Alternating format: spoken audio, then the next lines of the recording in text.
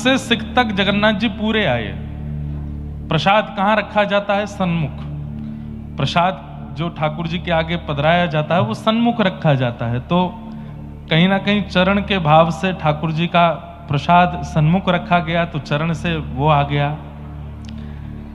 मध्य में ठाकुर जी वस्त्र पहनते हैं तो ठाकुर जी के वस्त्र आ गए, और शिखर पर ध्वजा जी रहते हैं। तो मतलब ठाकुर जी आधे अधूरे नहीं आए, पूरे पूरे आए, पूरे पूरे पधारे।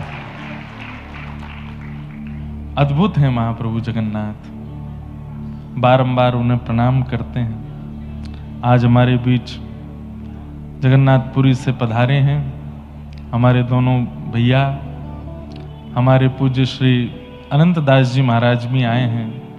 फ्लाइट बाबा, पायलट बाबा, वनडे बाबा, बहुत सारे नाम हैं आपके, हसमुख बाबा। हम पर तो आजकल इतनी कृपा होती है कि महाराज जी के लगभग कथाओं में दर्शन हो जाते हैं, और ये कृपा करके महाराज जी स्वयं आ जाते हैं तो बड़ा हृदय को आनंद मिलता है।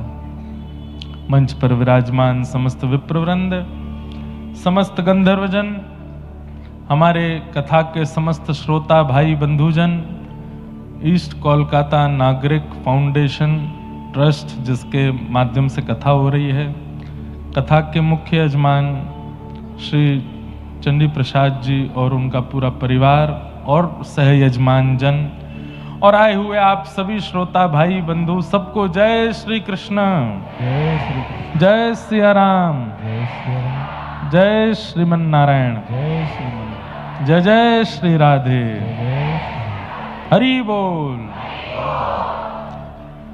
खूब कृपा ठाकुर जी की हो रही है, इतनी संख्या में आप सब लोग आ रहे हैं। और अभी तो हमें दिख रहा है कि पंडाल के पीछे जहां जगह खत्म होती है वहां खेल पार्क है पीछे, उसमें भी लोग खेलते खेलते कथा सुन रहे हैं। स्लाइडर लगी हैं, उस पर फिसल फिसल के कथा सुन रहे हैं।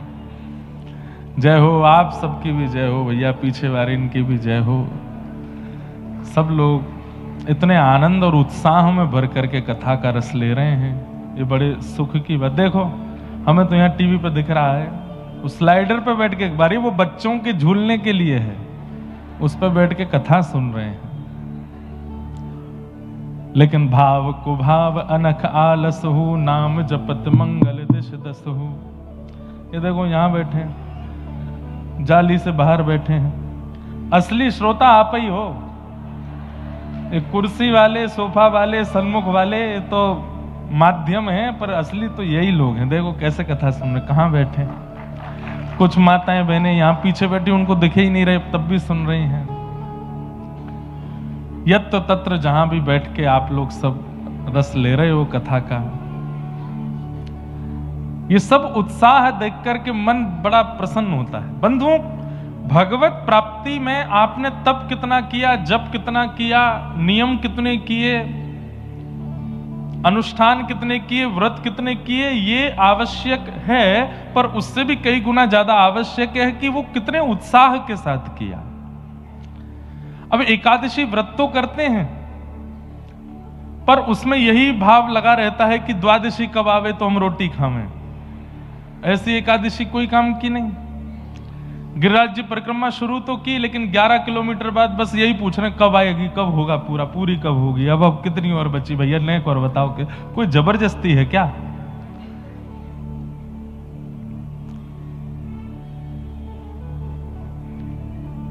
ठाकुर जी के किसी भी नियम को प्रारंभ करने में उत्साह रहता है व्यक्ति में, लेकिन जब मध्यस्थता आती है तो व्यक्ति बस यही सोचता है पूरा कब होगा। लोग हवन करते हैं तो हवन प्रारंभ में तो उत्साह में बैठते हैं, लेकिन मध्य में पंडित जी कितनी देर का और है, जल्दी करवाइए ना। पूजा होती है तो उसमें भी यही भाव।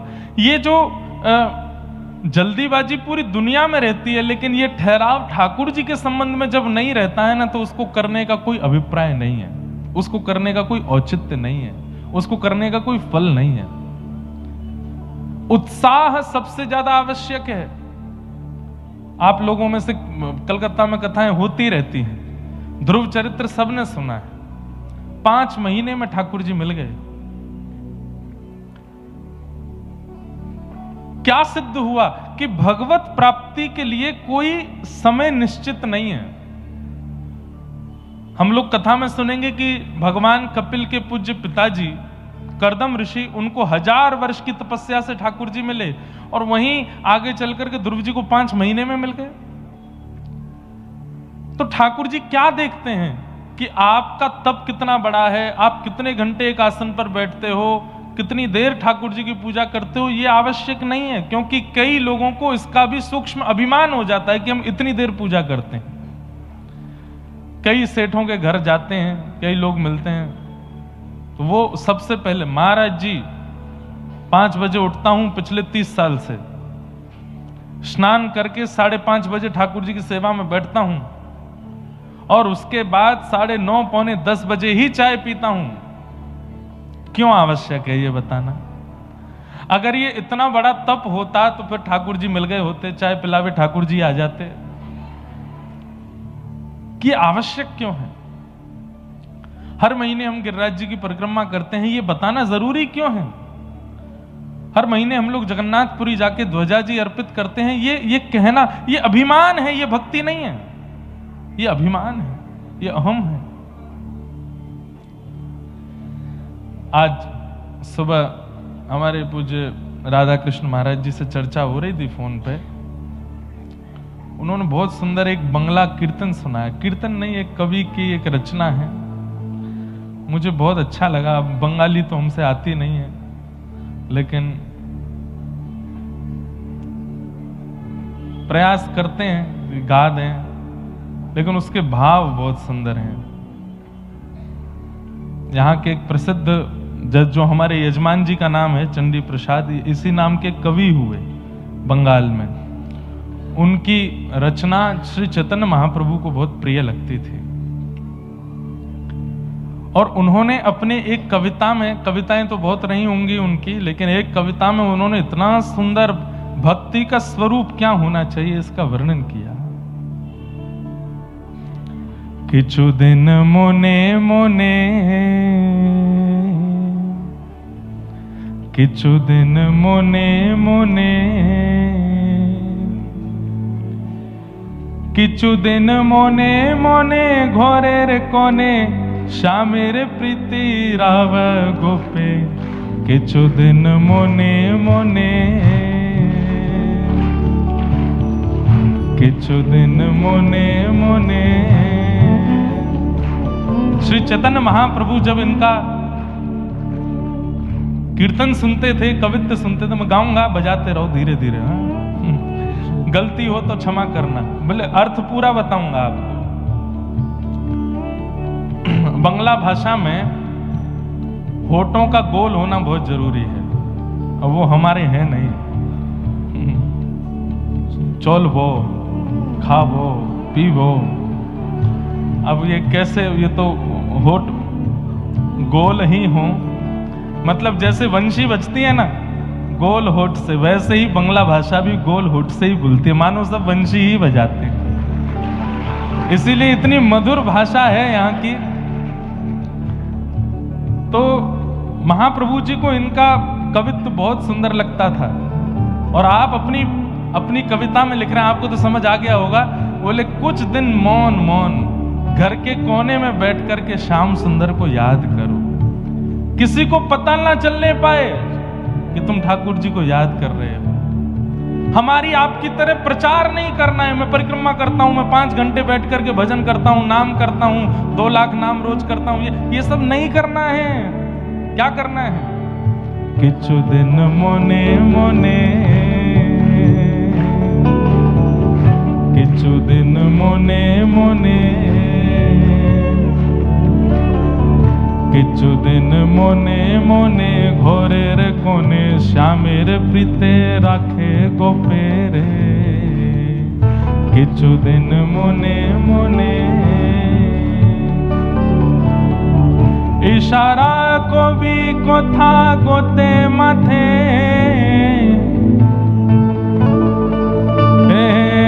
देखी से जेनो केनु ना जाने, केनु ना शोने, केनु ना बोझे।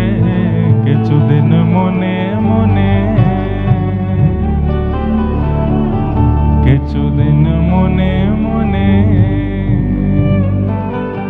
एक घर के कोने में बैठ करके केवल याद करो, कोई किसी को पता ना चले। कोई पूछे कि तुम क्यों रो रहे हो तो कह देना कि पीड़ा में हूं इसलिए रो रहा हूं। ये नहीं पता चलना चाहिए कि कृष्ण की याद में रो रहे हो, वृंदावन को याद करके रुदन कर रहे हो, ये किसी को पता नहीं चलना चाहिए। ये भक्ति का एक ऐसा स्वरूप है कि जितना गोपनीय रखा जाएगा उतना बढ़ेगा, जितना इसको गुप्त रखा जाएगा उतना प्रीति बढ़ेगी ठाकुर जी से। किछु दिन मोने मोने, किछु दिन मोने मोने, किछु दिन मोने मोने, किछु दिन मोने मोने।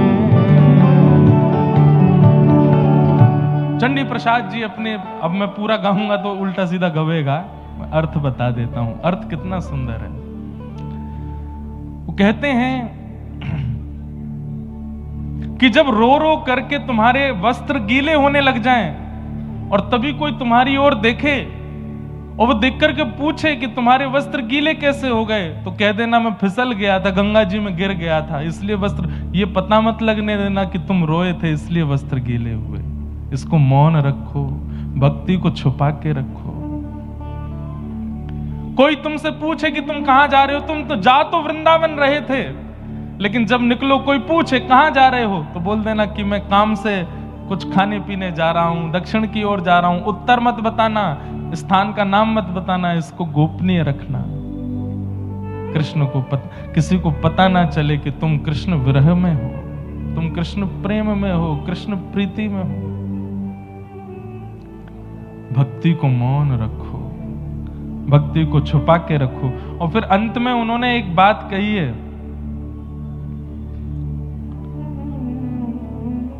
उत्तर जावी सत्तार होवी।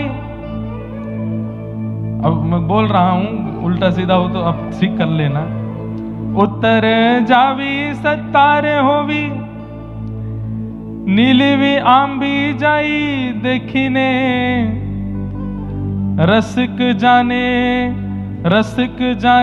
रोसेर मीरम रोसेर मरम, अरसिक जाने बेकेने, किछु दिन मुने मुने। शाम शाम समेरे नाइते जावी, जल के परस करीब केने, सायर सतर दिए अशब फिरे, गायर बसन भिजवे केने, किछु दिन मुने मुने। भैया ये प्रेम की बात है, इसको सबके सामने मत बोलो, रसिक ही जानते हैं। हमारे व्रज के रसिक संत कहते हैं, रसिक जनन रसिकन की बातें, रसिक बिना को समझ सके ना। एक बात बोलें, आप कितना भजन करते हो, जब किसी अरसिक के सामने बोल देते हो उसी दिन से आपका भजन घट जाता है। आप कितना ठाकुर जी से प्रेम करते हो, ये किसी संसारी व्यक्ति को जब पता चल जाता है, आपके मुख से बताने पर पता चल जाता है, उसी दिन से आपके भाव में कटौती होने लगती है। इसलिए सबको मत बताइए कि आप कैसे भजन करते हो, कितना भजन करते हो, क्या नियम करते हो, ये सबको बताने की आवश्यकता नहीं है। अब हमें पूरा भजन तो हमसे नहीं गवरा, और जाते जाते गा के ही जाऊंगा। मैं भी हटीला हूं, मानूंगा नहीं। बंगला भाषा जाते जाते बूझते पारो, समझ जाऊंगा। आते हैं एक दो पद तो मुझे बंगला भाषा में भी आते हैं। हमारे वृंदावन में बंदर, बनिया, ब्राह्मण और बंगाली ये चार ही तो हैं। हमारे वृंदावन में हर दूसरे घर के बाद आपको एक बंगाल के भक्त मिलेंगे। हमारे वृंदावन को ये जो नाम और ये जो ध्वनि के साथ सुबह सुबह 4 बजे 3 बजे से जो ये कीर्तन प्रारंभ होता, कौन करते हैं? हमारे बंगाल के वैष्णवी तो रहते हैं वृंदावन में। हमारे बंगाल के वैष्णवों की ही भजन की पद्धति आज वृंदावन में चल रही है। क्या हो गया? आवाज नहीं आ रही? क्या हो गया?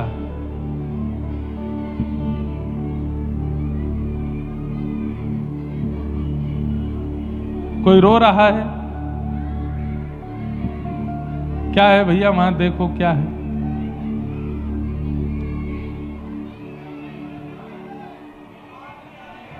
हैं?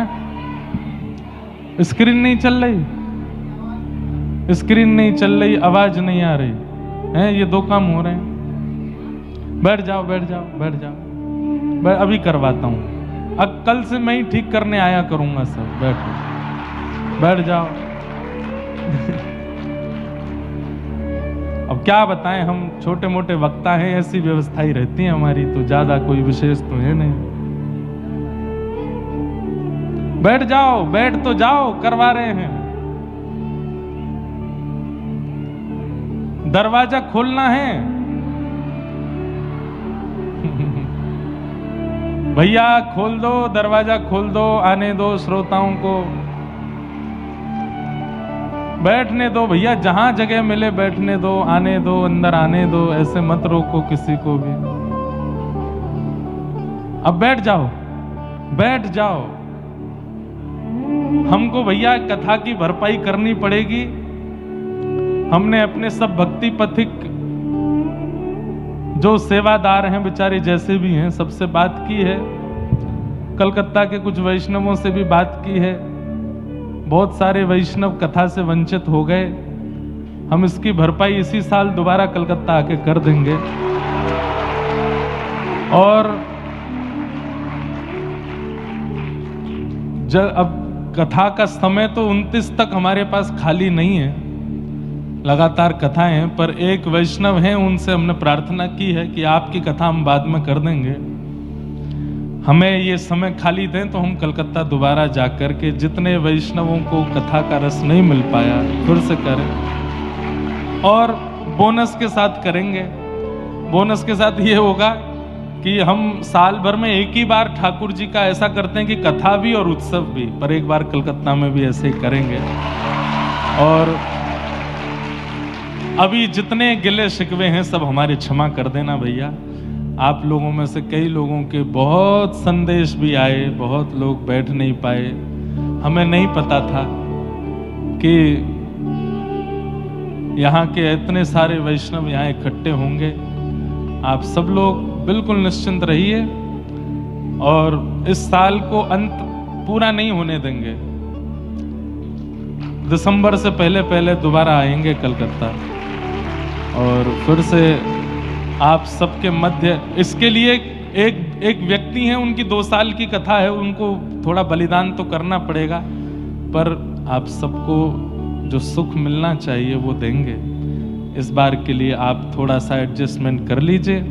जो वैष्णव भार हैं उनको बैठवा दो भैया, और हम इसका जो भी भरपाई है वो जल्दी कर देंगे। लाल जी का उत्सव कथा एक साथ करेंगे, खूब सुंदर आनंद होगा। केचो दिन मोने मोने, मैं मानूंगा नहीं, इसको गा के ही जाऊंगा पूरा, चाहे मुझे अंतिम दिन तक आना पड़े। लेकिन हमारे बंगाल में बंधुओं ऐसे ऐसे भक्त हुए। अगर मैं केवल वही करेंगे जो कथा यहाँ दोबारा करेंगे नवंबर दिसंबर जब भी समय मिलेगा, तो बंगाल के जितने भक्त हैं चैतन्य महाप्रभु के चरित्र के साथ उन सबके चरित्रों को कहते हुए यहाँ बंगाल के भक्तों का चरित्र, आपको भी तो पता चले कि आप किस भूमि पर रहते हो। श्री रघुनाथ दास गोस्वामी, हमारे श्री नामाचार्य हरिदास ठाकुर, रूप सनातन गोस्वामी, मधु पंडित गोस्वामी, श्री गौरांग महाप्रभु, श्री निताई महाप्रभु, कैसे कैसे आचार्य हुए हैं इस बंगाल की भूमि में, जिनकी कृपा से आज पूरा विश्व हरि नाम संकीर्तन और ठाकुर जी की सेवा में प्रवृत्त हो रहा है। तो उसी भाव को लेकर के सबके बीच में रहेंगे, करेंगे कथा का क्रम। अभी आप सब लोग जहां कहीं भी हैं वहां बैठ जाइए प्रेम से। कथा क्रम में हम लोग प्रवेश करते हैं। कल ठाकुर जी का मधुर जन्मोत्सव होने वाला है और कल भीड़ भी दुगनी तिगनी होगी। क्या करेंगे, कैसे करेंगे? कलकत्ता में इतना आनंद आप सब वैष्णव जन कर रहे हैं, देख के बहुत सुख मिल रहा है। तो कल हम लोग श्रवण कर रहे थे कि वेदव्यास जी महाराज ने श्रीमद् भागवत की रचना मानव कल्याण के लिए की।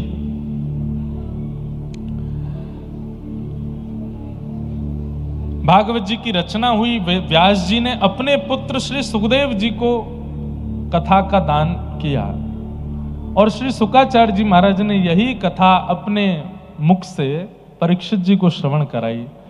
परीक्षित जी कौन है? इस संदर्भ में महाभारत का प्रसंग सुनाया गया। बहुत सावधानी से सब लोग बैठिए और कथा श्रवण करो। यदा मृधे कौरव संजयानां वीरस्वथो वीरगतिं गतेषु ब्रकोदरा विग्धगदा विमर्श भृगनोरुदण्डे धृतराष्ट्रपुत्रे।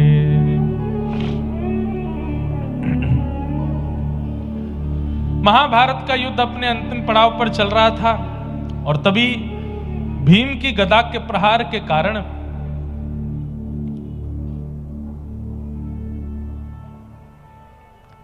धृतराष्ट्र की जंघा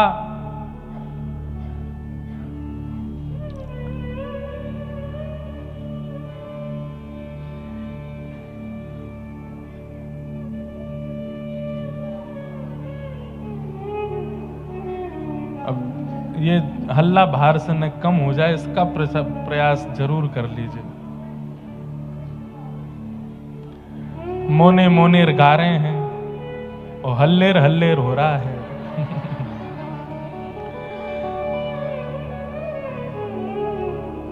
अच्छा, आज्ञा का पालन एक को बोलते हैं, 10 उठ के तो चुप कराने जाते हैं। तो हम क्या बता रहे थे? हाँ, महाभारत का युद्ध अपने अंतिम पड़ाव पर चल रहा था और यहां भीम ने अपनी गदा का प्रहार किया, दुर्योधन की जंघा टूट गई।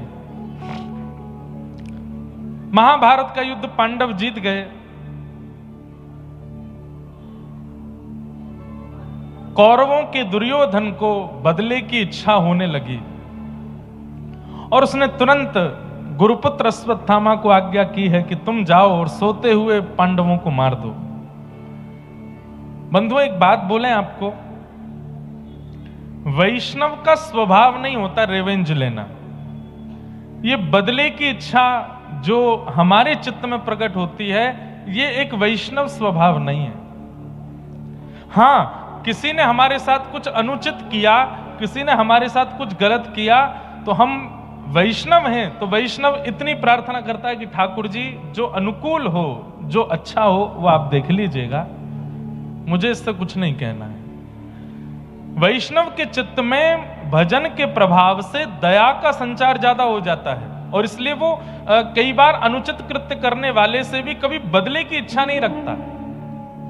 वो ठाकुर जी पर छोड़ता है, नाथ आप देख लीजिएगा, जो इसके लिए उचित हो, दंड देना ना देना ये आपकी इच्छा है, मुझे इससे बदला नहीं लेना है। कई लोग इस बात को कह देंगे कि महाराज जी तो क्या हम भीगी बिल्ली बन के बैठे रहें, हम कुछ ना कहें, हमारे साथ कोई ऐसा कर दे, अन्याय कर दे, दुराचार कर दे, दूषित कृत्य करे, तो हम क्या ऐसे ही बैठे रहें?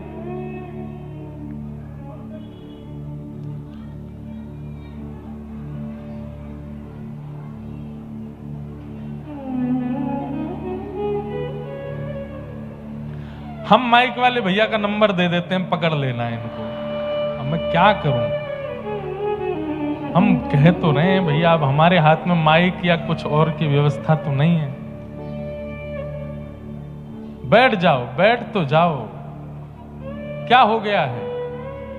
गेट खुलवाना है, खुल गया गेट, माइक भी चल गया। हम आंख बंद करके कथा कहें तो ही हो पाएगी। यहां तो नहीं दिखते रहेंगे तो सबके कैसे भावना पूरी करें। एक बार भैया कोई हो मंच के, एक बार राउंड मार के आओ, पीछे तक देख के आओ, क्या दिक्कत है सबको।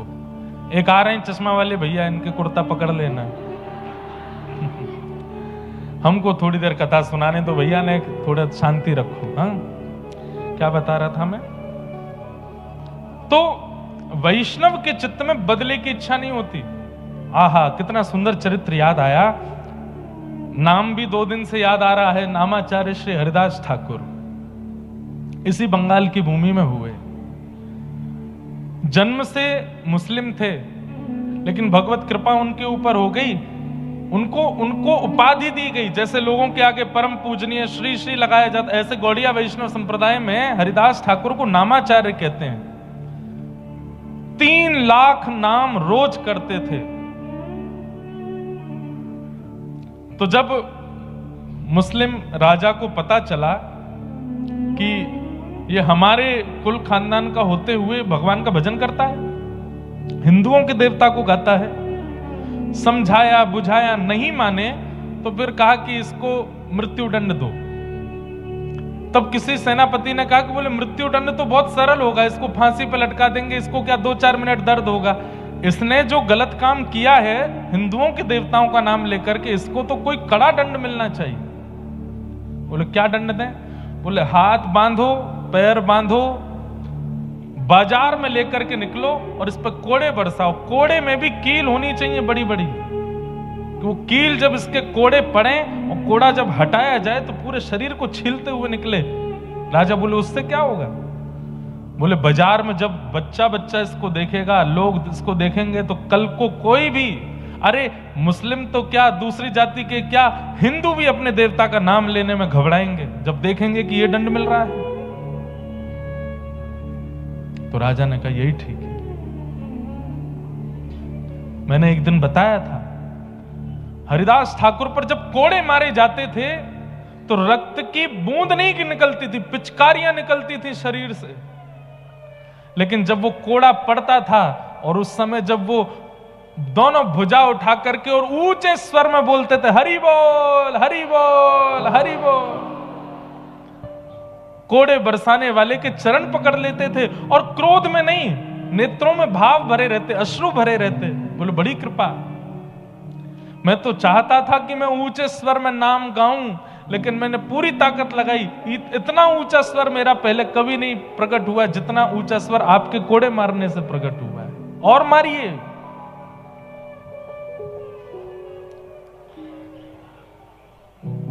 प्रसंग आता है कि जब भक्त के ऊपर पीड़ा आती है और भक्त जब क्षमा करने लगता है तो ठाकुर जी फिर बदला लेने के लिए आते हैं। और यह बात निश्चित है, करके देख लीजिएगा। अगर आप भजनानंदी हो, अगर आप वैष्णव हो, आपके साथ कोई अनुचित कृत्य करता है, क्षमा कर दीजिए। ठाकुर जी ऐसा जवाब देते हैं उस व्यक्ति को फिर कि वही आएगा आपके चरणों में। और एक बात याद रखिएगा, वैष्णव भक्त का इस पूरे ब्रह्मांड में जिसने भी अपमान किया, ऐसा हुआ ही नहीं कि वो लौट करके क्षमा मांगने नहीं आया। एक दिन जरूर आया है, अपनी गलती का उसको एहसास हुआ है। बस वैष्णव शांत हो जाए, मौन हो जाए, उससे कुछ कहे ना। जब हरिदास ठाकुर पर इतने कोड़े मारे गए, इसके बाद भी उन्होंने कुछ नहीं कहा। महाप्रभु जगन्नाथ जी को आवेश आ गया और तुरंत सुदर्शन जी को आज्ञा की है, जाओ जाकर के इन म्लेच्छों को नष्ट कर दो, और इनको ही नहीं, इनके पूरे पृथ्वी पर जितने म्लेच्छ हैं सबको नष्ट कर दो। कोड़े बरसाए जा रहे हैं। सब लोग इधर देखो, ध्यान से सुनो। बाजार में कोड़े बरसाए जा रहे हैं। बच्चे अपने घरों में डर करके बैठे हैं। मां से पूछते, मां इनको क्यों मार रहे हैं? बोले ये हरे कृष्ण हरे राम बोलते हैं इसलिए मार रहे हैं। तुम मत बोलना कभी। इतना भय बैठ गया लोगों के अंदर। और उसी समय आकाश में एक सूर्य तो थे ही, दूसरे सूर्य प्रकट हो गए। एक सूर्य जो स्थित सूर्य हैं, उनसे भी तीव्र तेज वाले सूर्य साक्षात सुदर्शन जी आकाश में आ गए। और जैसे ही वो सुदर्शन जी नीचे पृथ्वी पर उन म्लेच्छों को नष्ट करने के लिए आने लगे, हरिदास ठाकुर भुजा उठा के रोने लगे, नहीं जगन्नाथ, नहीं महाप्रभु, ऐसा मत कीजिए। सुदर्शन जी प्रकट हो गए, प्रकट होकर के बोले, हरिदास, ये तुम पर कोड़े मार रहे हैं और तुम पर किए जा रहे अत्याचार को देख करके लोग नाम गान करना बंद कर दे रहे हो, तुम कह रहे हो इनको मत मारो, क्यों? जरा हटो तो, मुझे देखने दो इन लोगों को। चरणों में गिर गए, बोले नहीं सुदर्शन जी, ये त्रेता नहीं है, ये सतयुग नहीं है, ये द्वापर नहीं है, ये कलयुग है। आपने त्रेता में उद्धार किया है, आपने द्वापर में उद्धार किया है, आपने सतयुग में उद्धार किया है, कलयुग में उद्धार नहीं। कलयुग में तो स्वीकार करना है, सबको स्वीकार करना है, सबका कल्याण करना है। इसीलिए आज भी आप जगन्नाथपुरी में देखेंगे, महाप्रभु जगन्नाथ जी के बगल में सुदर्शन जी तीखे नहीं है। सुदर्शन जी का स्वरूप क्या है? उनके जो कोने हैं वो तीखे हैं। उनका जो स्वरूप है, आज नील चक्र का आप दर्शन करेंगे जगन्नाथ मंदिर के ऊपर, नील चक्र खूब तीखा है। अगर वो नील चक्र जोर से घूमने लगे, किसी के नगर उड़ाने की सामर्थ्य नील चक्र में है। लेकिन महाप्रभु जगन्नाथ जी के बगल में जो सुदर्शन जी विराजमान है, लोगों ने दर्शन किए कि नहीं पता नहीं, वो एक दंड के रूप में बैठे हैं, दंड के रूप में। सुदर्शन जी का वो स्वरूप नहीं है। क्यों?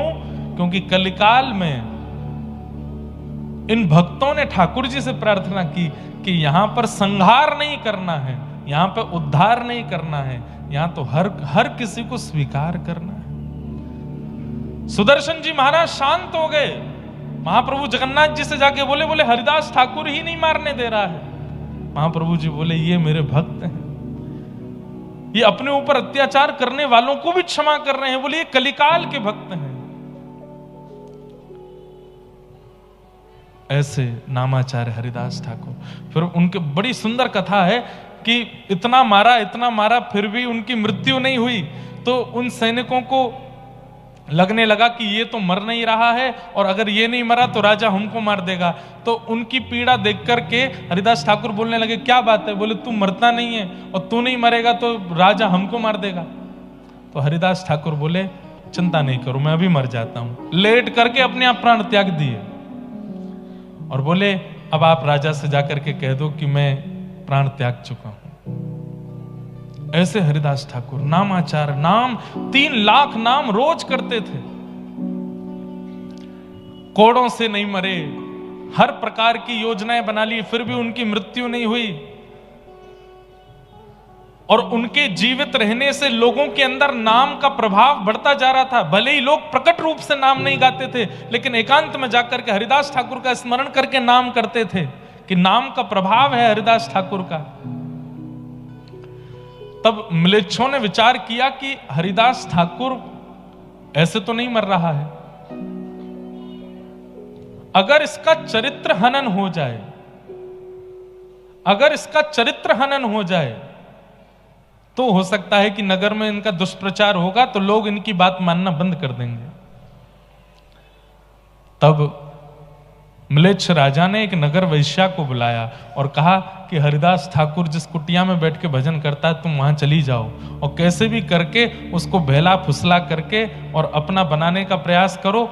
और कुछ नहीं, वो तुम्हारे ऊपर केवल हाथ रखे, आशीर्वाद देने को ही हाथ रखे, तुम बस चिल्ला करके हल्ला कर देना, तभी हम पूरे नगर को लेके पहुंच जाएंगे और हरिदास ठाकुर पर उसके चरित्र हनन का आरोप लगा देंगे। वैश्या बोली, ठीक है, ये तो मेरे बाएं हाथ का खेल है। पहुंच गई वैश्या, हरिदास ठाकुर बैठे हैं और वैश्या ने जाकर के कहा, ये आपके बंगाल के भक्त हैं। वैश्या जाकर के बैठ गई और बोली, महाराज क्या कर रहे हैं? बोले, मैं नाम कर रहा हूं। बोले, इतने युवा हैं आप, इतना सुंदर आपका यौवन है, अभी युवावस्था में है, कहां नाम कर रहे हैं? मेरी इच्छा है, मेरे पास बैठिए, मुझसे थोड़ी बात कीजिए। हरिदास ठाकुर बोले, देवी आप मेरे कुटिया में आई हैं, आपकी इच्छा जरूर पूरी करूंगा, लेकिन मेरा नियम है, मैं 3 लाख नाम किए बिना कुछ नहीं करता। पहले अपना नाम कर लूं, उसके बाद आपसे मिलूंगा। आप थोड़ी देर प्रतीक्षा करो, बस मेरा नाम हो जाए फिर मिलता हूं। वैश्या बैठ गई सामने और श्री हरिदास ठाकुर नाम में लग गए। करते करते करते दोपहर हो गई, दोपहर से शाम हो गई, शाम से रात हो गई। सामने बैठी वैश्या को नींद आने लगी। हरिदास ठाकुर बोले आपको निद्रा आ रही है, आप चाहो तो थोड़ी देर विश्राम कर लो। यहां वैश्याएं सुधर रही हैं, यहां पर सब सुधर रहे हैं, पर ये कब सुधरेंगे?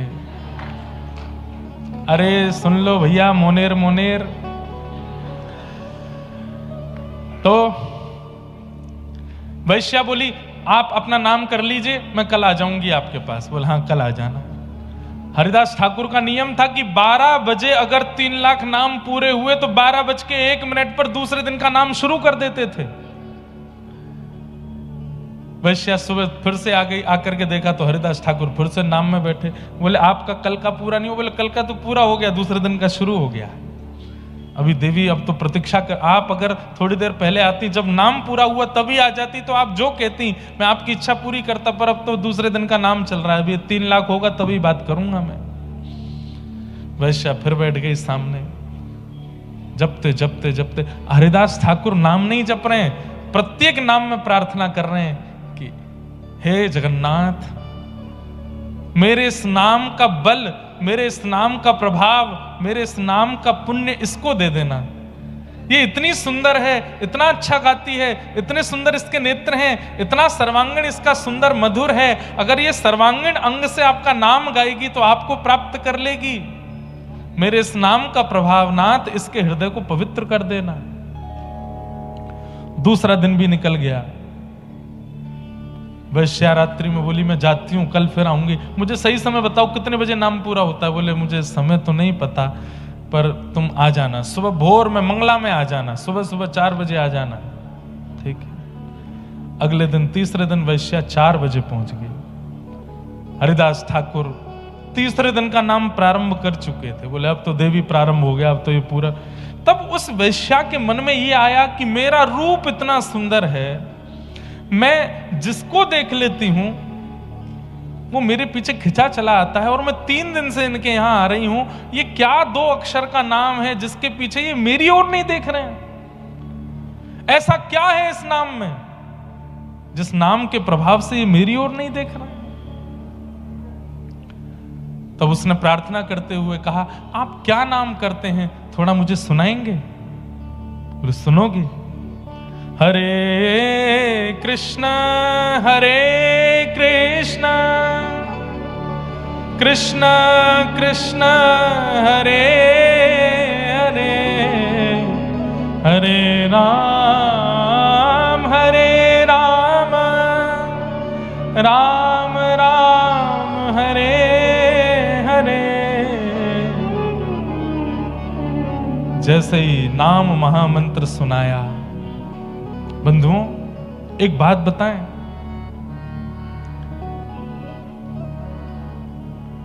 सामान्य कोई व्यक्ति अगर महामंत्र बोलेगा, जो नियम नहीं करता, जो पवित्रता नहीं रखता, जो शुद्धि नहीं रखता, जिसका अंतःकरण शुद्ध नहीं, जिसका खान पान शुद्ध नहीं, उसका नाम बोलने से सामने वाले पे प्रभाव नहीं पड़ेगा।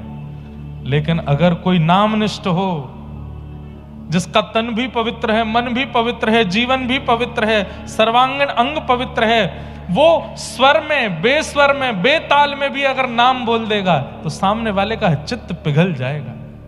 और इसका एक प्रमाण बताएं, जैसे उस वैश्या ने ये नाम सुना, वो नाम सुनकर के आश्चर्यचकित होकर के हरिदास ठाकुर को देखने लगी, तुरंत उठ करके अपने घर चली गई। आज तक उसको अपना कृत्य पाप नहीं लगता था। बहुत ध्यान से सुनिएगा, उस वैश्या को अपना कृत्य पाप नहीं लगता था। उसको लगता था ये तो पैसा कमाने के लिए सब लोग करते हैं कुछ ना कुछ, मैं ये करती हूं, इसमें बुराई क्या है। लेकिन आज पहली बार उसको पाप बोध हुआ। क्या समझे? आप यदि किसी वैष्णव को देख रहे हो, आप यदि किसी महापुरुष को देख रहे हो और देख करके आपके मन में आया कि बस कृपा हो गई, इनका हमने दर्शन कर लिया, आदि आदि, समझना अभी दर्शन नहीं किया। लेकिन किसी महापुरुष को देख करके अपने जीवन के किए हुए कुछ कृत्यों पर अपने ऊपर आत्मग्लानि हो, तब समझना कि आपने वास्तव में दर्शन किया है।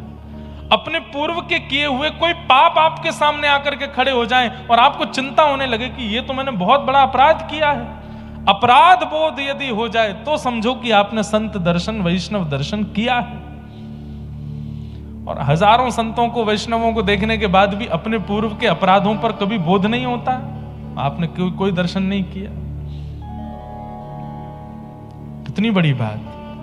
संत दर्शन ठाकुर जी की याद करावे, संत दर्शन किशोरी जी की याद करावे, ये बात की बात है, पर संत दर्शन आपके कृत्यों को दिखा दे, स्वयं की दृष्टि अंदर झुकवा करके दिखा दे कि तुमने ये चीजें गलत की हैं, इसका प्रायश्चित करो, तब समझो कि वैष्णव दर्शन हुआ है।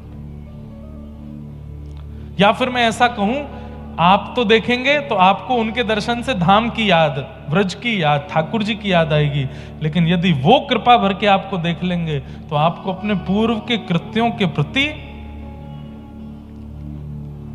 बोध होगा कि ये मैंने गलत किया, पहले मुझे इसका प्रायश्चित करना है। आज वो वैश्या रो रही है, इतना वो जीवन में कभी नहीं रोई, फूट फूट करके रो रही है, और एक एक क्षण उसको याद आ रहा है कि मैंने अपने तन को बेचा, मैंने कितने लोगों के घर उजाड़ दिए, मैंने कितने पुरुषों का जीवन बर्बाद कर दिया, कितनी माताओं का जीवन नष्ट कर दिया। आज उसको इतनी आत्मग्लानि होने लगी, इतनी आत्मग्लानि, अब तो वो कुटिया से बाहर, अपने घर से भी बाहर निकलती है तो मुंह छुपा के निकल रही है। और बस पहुंच गई हरिदास ठाकुर के पास। एक बार नाम सुनने के प्रभाव, एक बार प्रत्यक्ष नाम सुनने का प्रभाव, और दूसरा वो 3 लाख करके करीब 9 लाख नाम तो हरिदास ठाकुर ने उसके सामने जपा है। इस कारण से उस वैश्या के मन में बस उथल पुथल हो रही है, वो चरण पकड़ रही है हरिदास ठाकुर के। मैं कैसे उद्धार करूंगी, मुझे तो जगन्नाथ जी कभी स्वीकार ही नहीं करेंगे, मैंने तो इतने बड़े पाप किए। व्यक्ति अपने जीवन में 10-5 पाप करता होगा, पर मैंने तो अपने पूरे जीवन में, अपनी बाल्यावस्था से अब तक पाप ही पाप किया है, मुझे महाप्रभु कैसे स्वीकार करेंगे।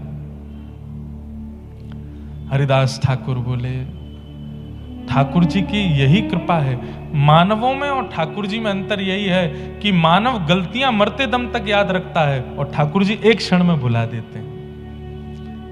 हम मानवों का स्वभाव कैसा है, कोई व्यक्ति हमसे सॉरी भी बोल देता है ना, हम ठीक है, लेकिन मन में रखते हैं कि नहीं इसने ऐसा किया था। कोई व्यक्ति गलती कर भी देता है तो हम उसको कहते हैं अच्छा ठीक है भाई, कल गया बात गई, कल रात गई बात गई, छोड़ो। लेकिन जब वो व्यक्ति सामने नहीं होता, 4 लोगों से उसकी बुराई भी कर दे, अरे तुम क्या जानो इसके बारे में, ऐसा ऐसा किया हुआ है इसने। पर ठाकुर जी का स्वभाव कैसा है, एक बार व्यक्ति जब भुजा उठा करके कहता है कि हे नाथ मुझसे अपराध हो गया, अब आज के बाद नहीं करूंगा, संकल्पित होके, ठाकुर जी कहते हैं भूल गया मैं, मुझे याद ही नहीं तूने किया क्या था, बस अब आगे मत करना। ऐसा ठाकुर जी का स्वभाव है। हरिदास ठाकुर बोले, जो नाम तूने सुना है बस उसको अपना जीवन बना ले और लौट करके पीछे नहीं देखना, ना आत्मग्लानि करनी, ना दोबारा उन कृत्यों में जाना जो तूने किए हैं। और सुन, इस कुटिया में मैंने करोड़ों नाम किए हैं, अब मैं तो कहीं और चला जाऊंगा, तो इस कुटिया में रहे और यहां रह करके भजन कर।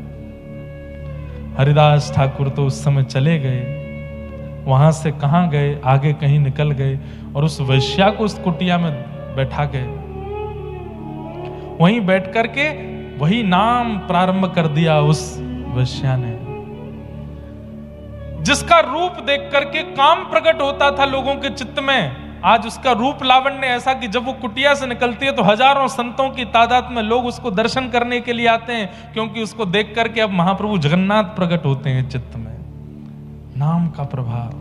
बंधुओं, आपकी उपस्थिति सामने वाले के चित्त में क्या अनुभव कराती है, इससे भी पता चलता है कि आप कैसे हो। आप कहीं जाते हैं तो लोगों के चित्त में आता है बड़ा पैसा वाला है, बहुत पैसा है इसके पास।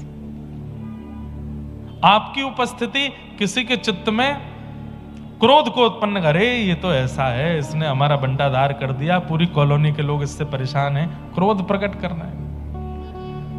किसी के चित्त में आपकी उपस्थिति किसी के चित्त में काम को प्रकट कर रही है, क्रोध को प्रकट कर रही है, लोभ को प्रकट कर रही है, तो इसलिए आप संसारी हो।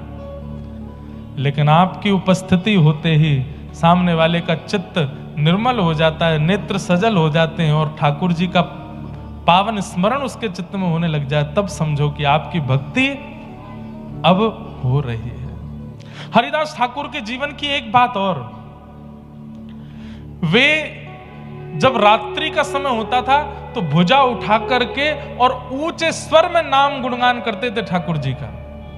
किसी ने आकर के टोका, बोले कि सोते नहीं हो, हमको भी नहीं सोने दे, इतना तेज तेज क्यों बोलते हो, मन में कर लो।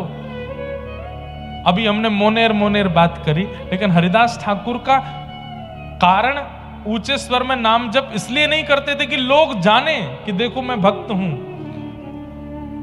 उन्होंने बताया कि मैं ऊंचे स्वर में नाम जप क्यों करता हूं, बोले मैं मन ही मन करूंगा तो मेरा उद्धार होगा, और मैं ऊंचे स्वर में करूंगा तो मानवों का नहीं, कितने कीट पतंग जीवाणु इस हवा वायुमंडल में डोल रहे हैं, वे भी नाम सुनकर के तर जाएंगे, इसलिए ऊंचे स्वर में करता हूं। सबका कल्याण, सबका उद्धार।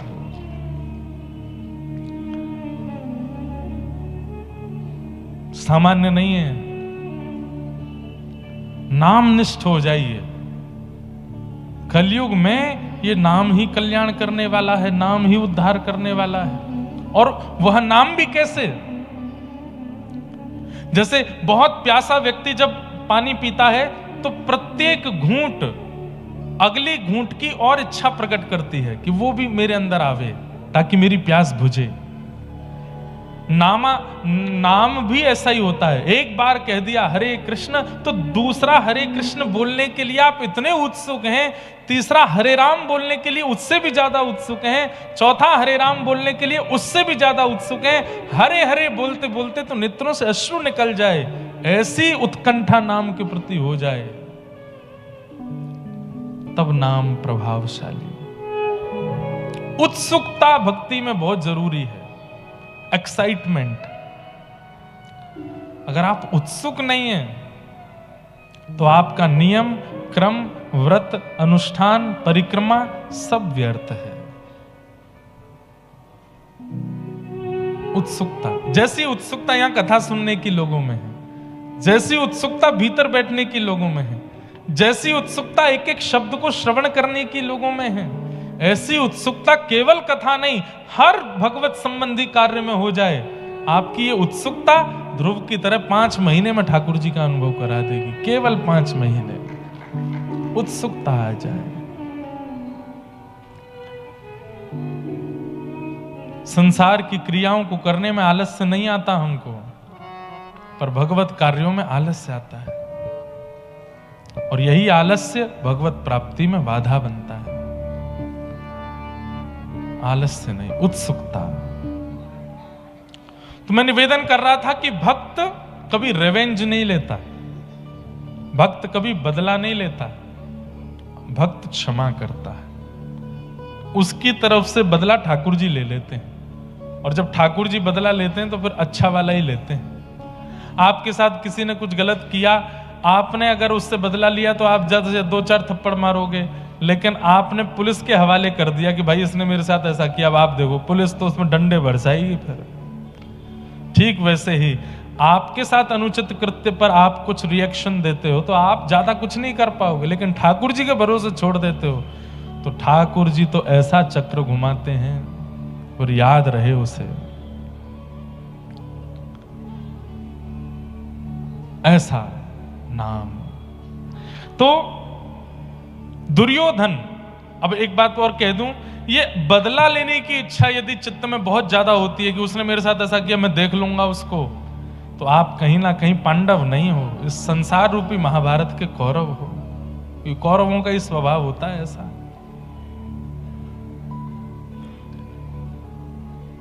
दुर्योधन ने अश्वत्थामा से कहा, मैं अगर राज्य गद्दी पर नहीं बैठा तो ये भी नहीं बैठने चाहिए, इन पांडवों को सोते हुए रात में मार दो। बंधुओं, महाभारत क्या है? ये संसार ही एक महाभारत है, और इस संसार रूपी महाभारत में मैं और आप ही कौरव पांडव हैं। बस पहचान कौरवों की और पांडवों की उनके व्यवहार से है। कई लोगों का ऐसा व्यवहार होता है कि अगर कोई वस्तु मुझे नहीं मिली तो किसी को नहीं मिलनी चाहिए। यह दुर्योधन का स्वभाव है।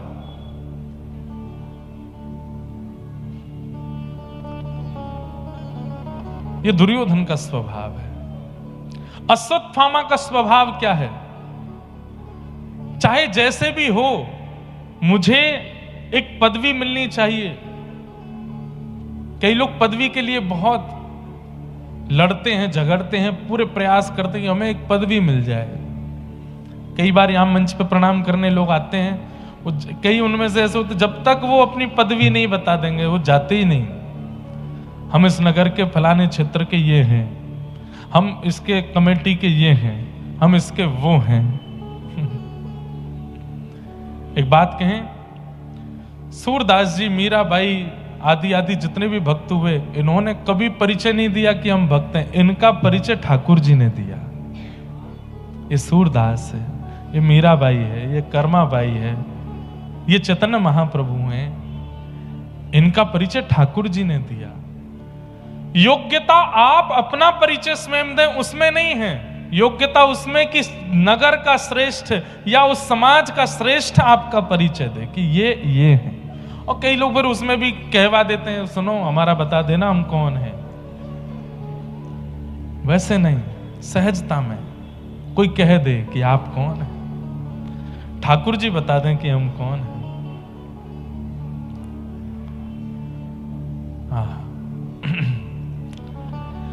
तो अश्वत्थामा रात्रि में गए, पांडवों को मारने के लिए गए, लेकिन ठाकुर जी रक्षा कर रहे थे, इसलिए पांडवों को बाल बांका भी नहीं कर पाए।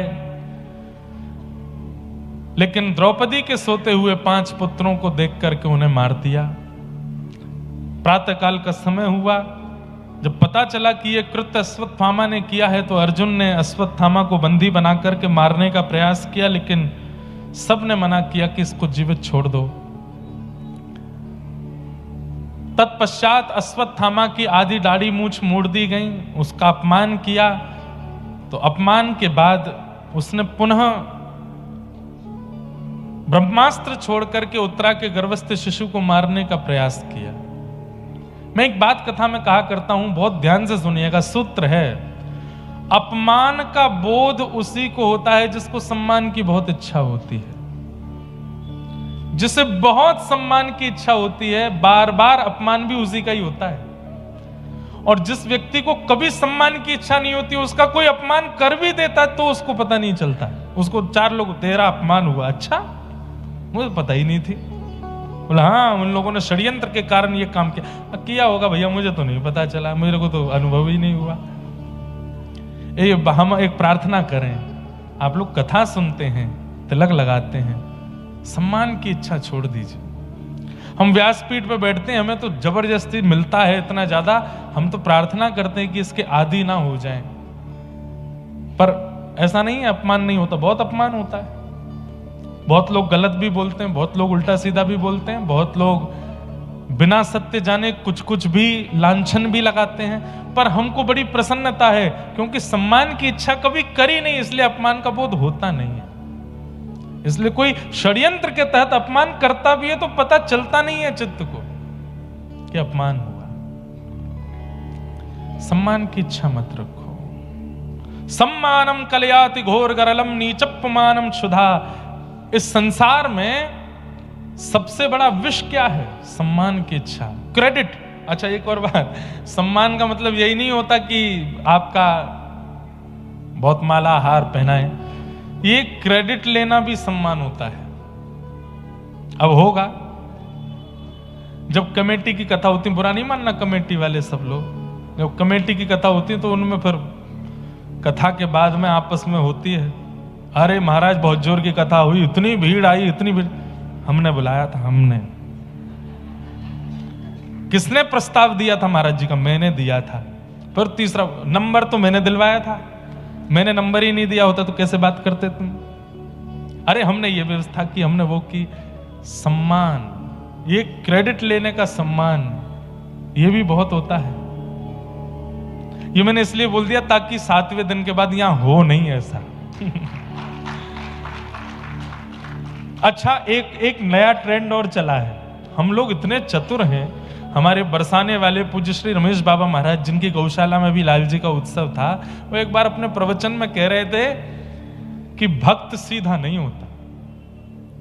ठाकुर जी चतुर हैं, हम चतुर शिरोमणि हैं।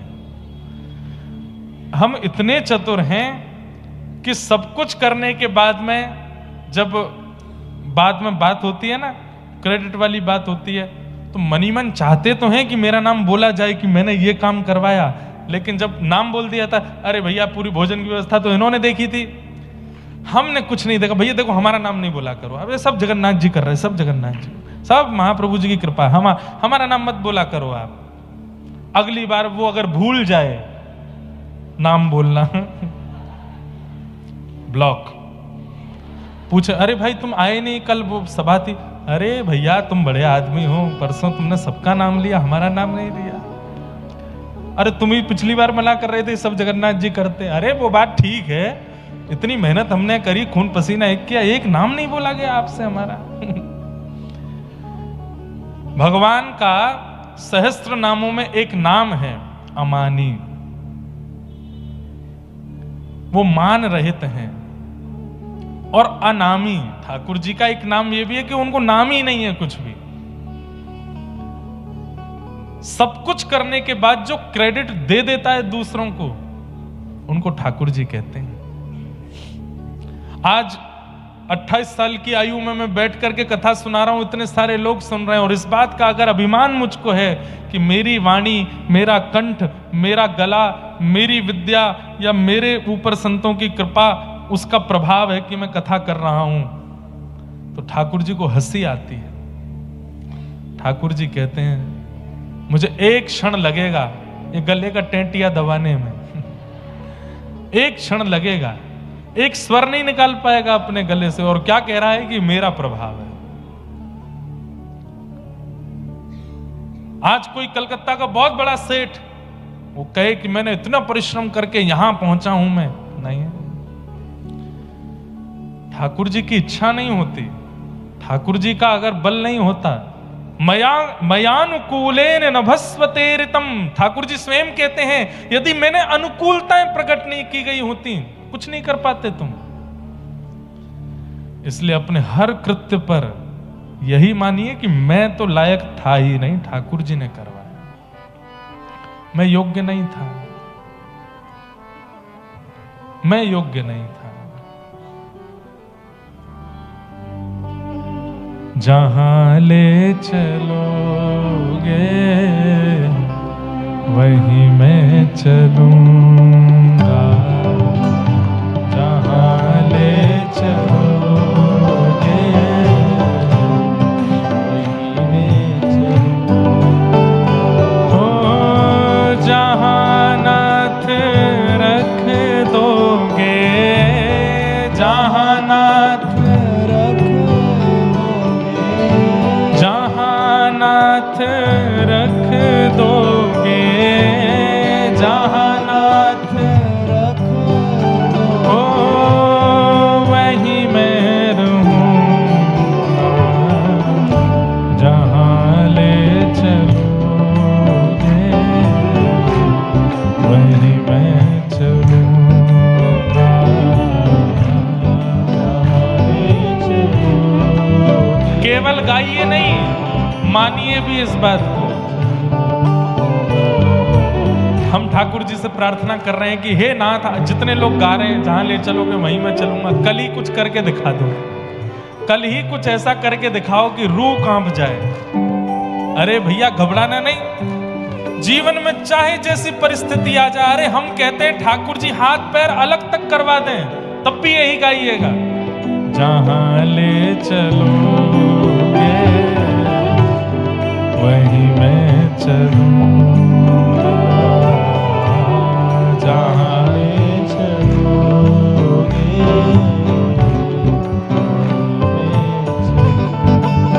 ओ तुम्हारे ही दिन है ये रातें तुम्हारी, कृपा दृष्टि सब पर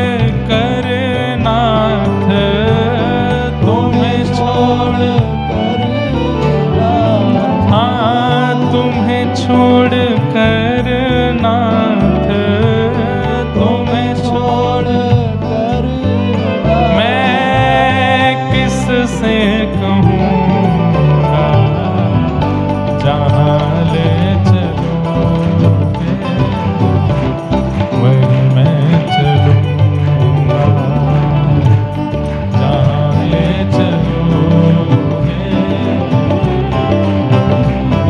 करताल बजा के गाओ, जहाँ ले चलोगे वहीं मैं चलूँगा, जहाँ ले चलोगे।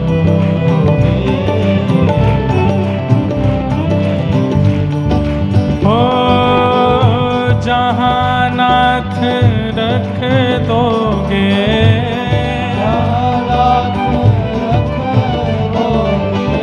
जहाँ नाथ रख दोगे, जहाँ नाथ रख दोगे, हो वहीं मैं रहूँगा, जहाँ ले चलोगे वहीं मैं चलूँगा, जहाँ ले चलोगे। श्री जगन्नाथ महाप्रभु की।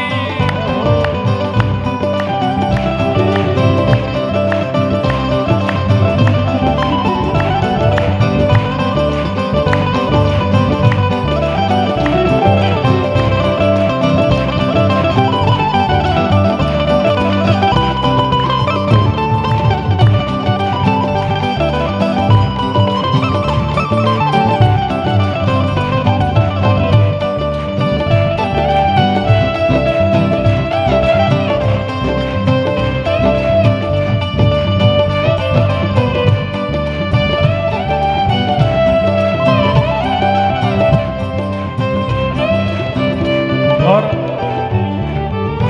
ये गाइएगा नहीं, मानिएगा, मैं पुनः कह रहा हूं। न कोई शिकायत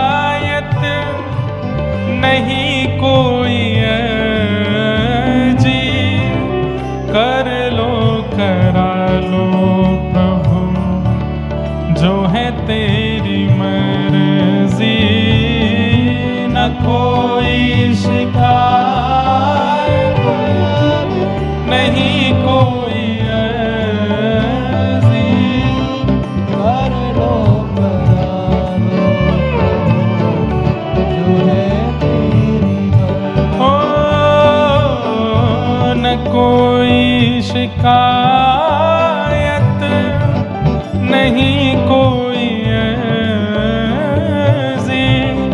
कर लो करा लो प्रभु, जो है तेरी मर्जी। न कोई शिकायत नहीं कोई अर्जी, कर लो करा लो प्रभु, जो है तेरी मर्जी। ओ सुख दो या गम जो भी, सुख दो या गम जो भी, सुख दो या दुख जो भी, सुख दो या दुख, मैं प्रेम से सहूँगा, जहाँ ले चलोगे वहीं मैं चलूँगा,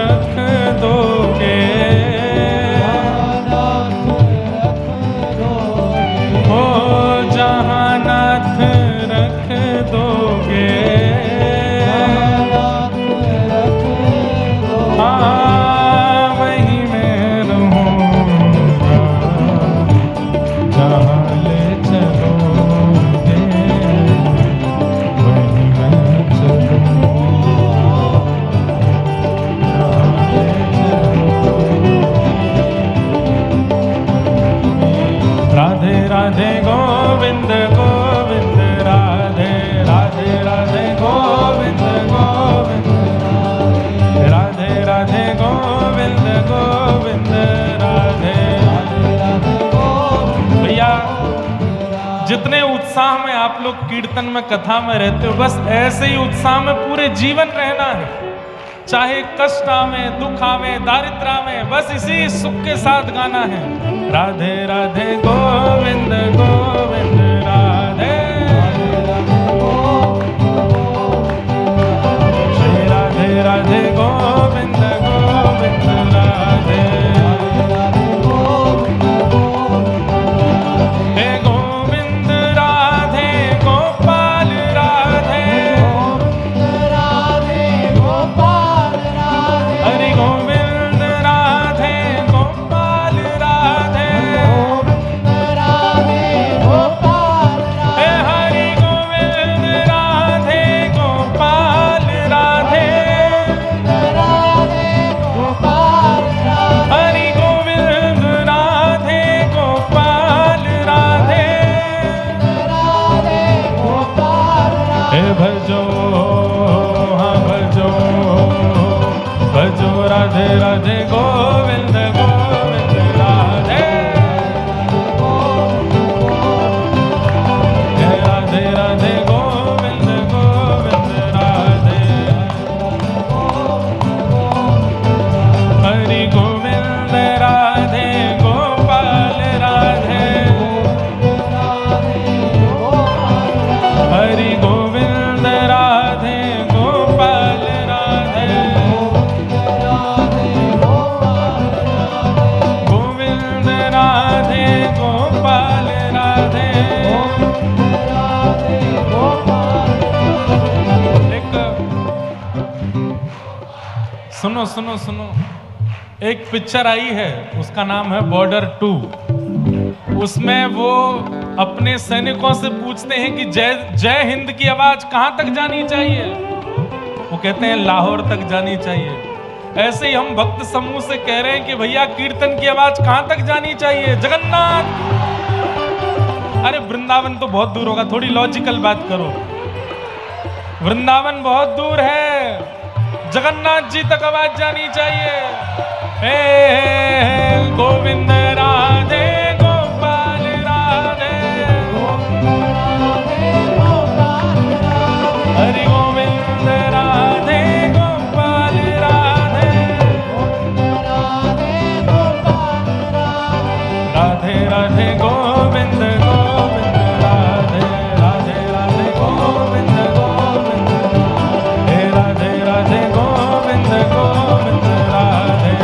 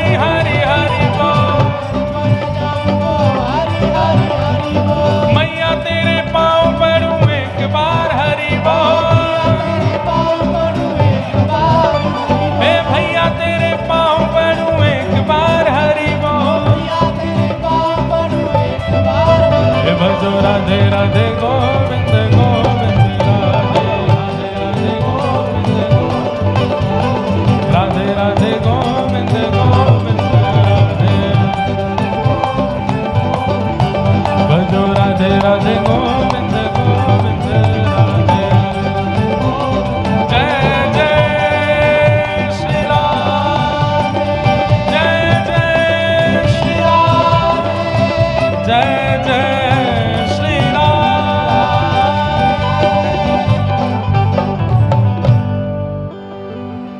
जहाँ ले चलोगे वहीं मैं चलूंगा, जहाँ ले चलोगे वहीं मैं चलूंगा। हे जहाँ नाथ रख दोगे, जहाँ नाथ रख दोगे हो वहीं मैं रहूंगा, जहाँ ले चलोगे वहीं मैं चलूंगा, जहाँ ले चलोगे वहीं मैं चलूंगा। अब एक पद और है ऐसा ही, पर मैं वो नहीं कहूंगा अभी। हे मारा गिरधर लाल थारो नचायो नाचू रे, मारा गिरधर थारो नचायो नाचू रे। जो तू तन को रोग लगावे, सोई झपट सो जाऊं, जो तू तन को रोग लगावे और जो तू काल रूप बन आवे, जो तू काल रूप बन आवे, मैं लपक गोद में आऊं आऊं, मारा गिरधर लाल थारो नचायो नाचू रे, मारा गिरधर लाल थारो नचायो नाचू रे। बस ये है भक्ति का मूल स्वरूप, समर्पण। आप अपनी हाथ पैर बुद्धि विवेक से कर्म कीजिए, पर कर्म के फल के रूप में यदि निराशा भी मिलती है तो ठाकुर जी का प्रसाद मान के स्वीकार करो। ठाकुर जी कोई बात नहीं, आपने कुछ अच्छा सोचा होगा इसलिए ऐसा हो रहा है, हम इसे स्वीकार करते हैं। ये समर्पण ठाकुर जी के प्रति अति आवश्यक है।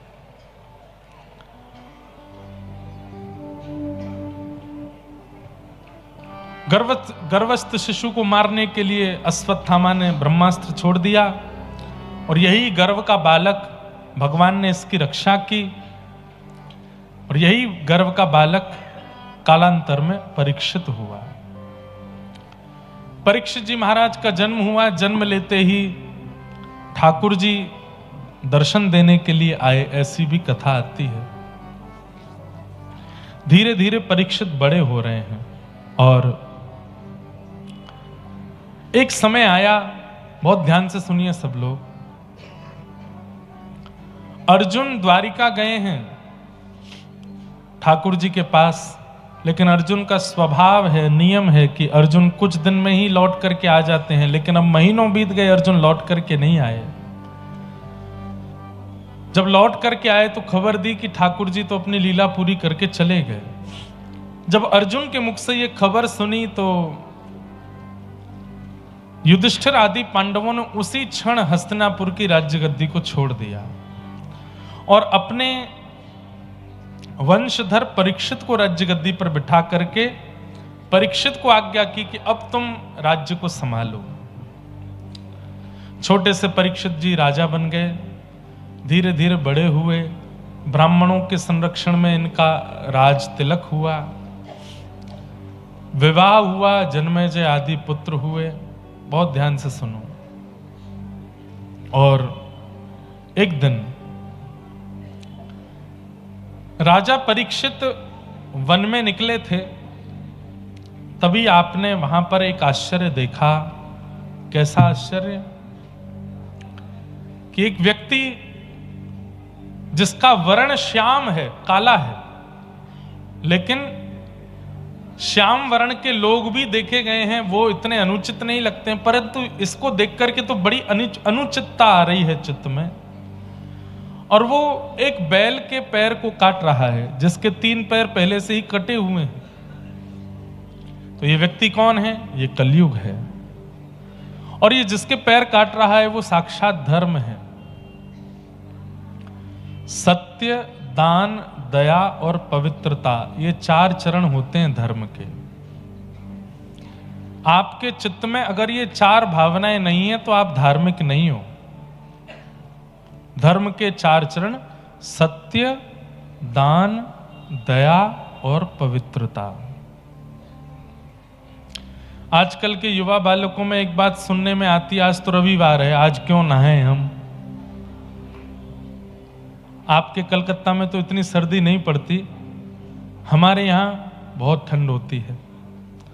जब हम स्कूल में पढ़ते थे तो स्कूल के समय पे कितने सारे हमारे मित्र और क्लास के बच्चे, हम लोग आपस में बात करते थे तो मैं पूछता, मैं नहा के आए हो? सही से बताओ।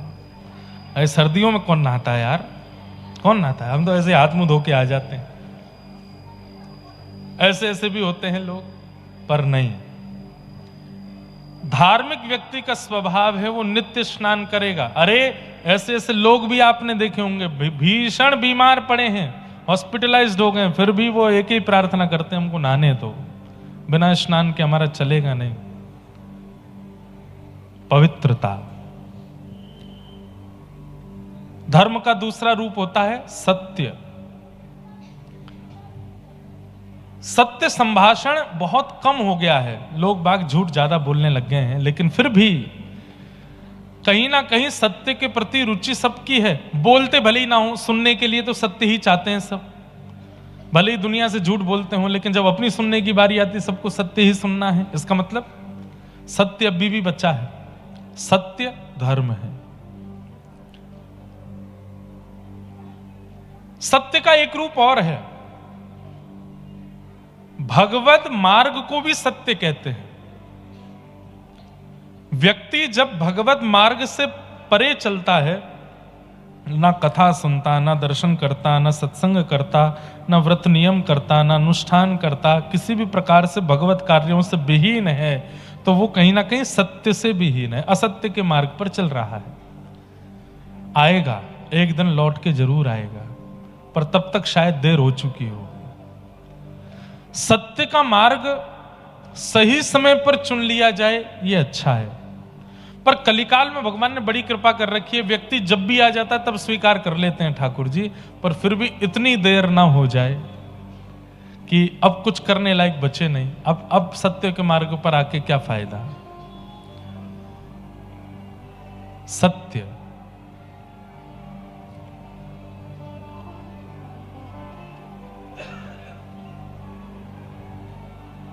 ये कथा पंडाल में हो रहा है कि बाहर हो रहा है? कहां? पीछे, सबसे पीछे। क्या कर रहे हैं वो लोग? हैं? खड़े हैं? अच्छा, बाहर हो रहा है कुछ, होने दो। क्या बता रहा था मैं? हैं? सत्य।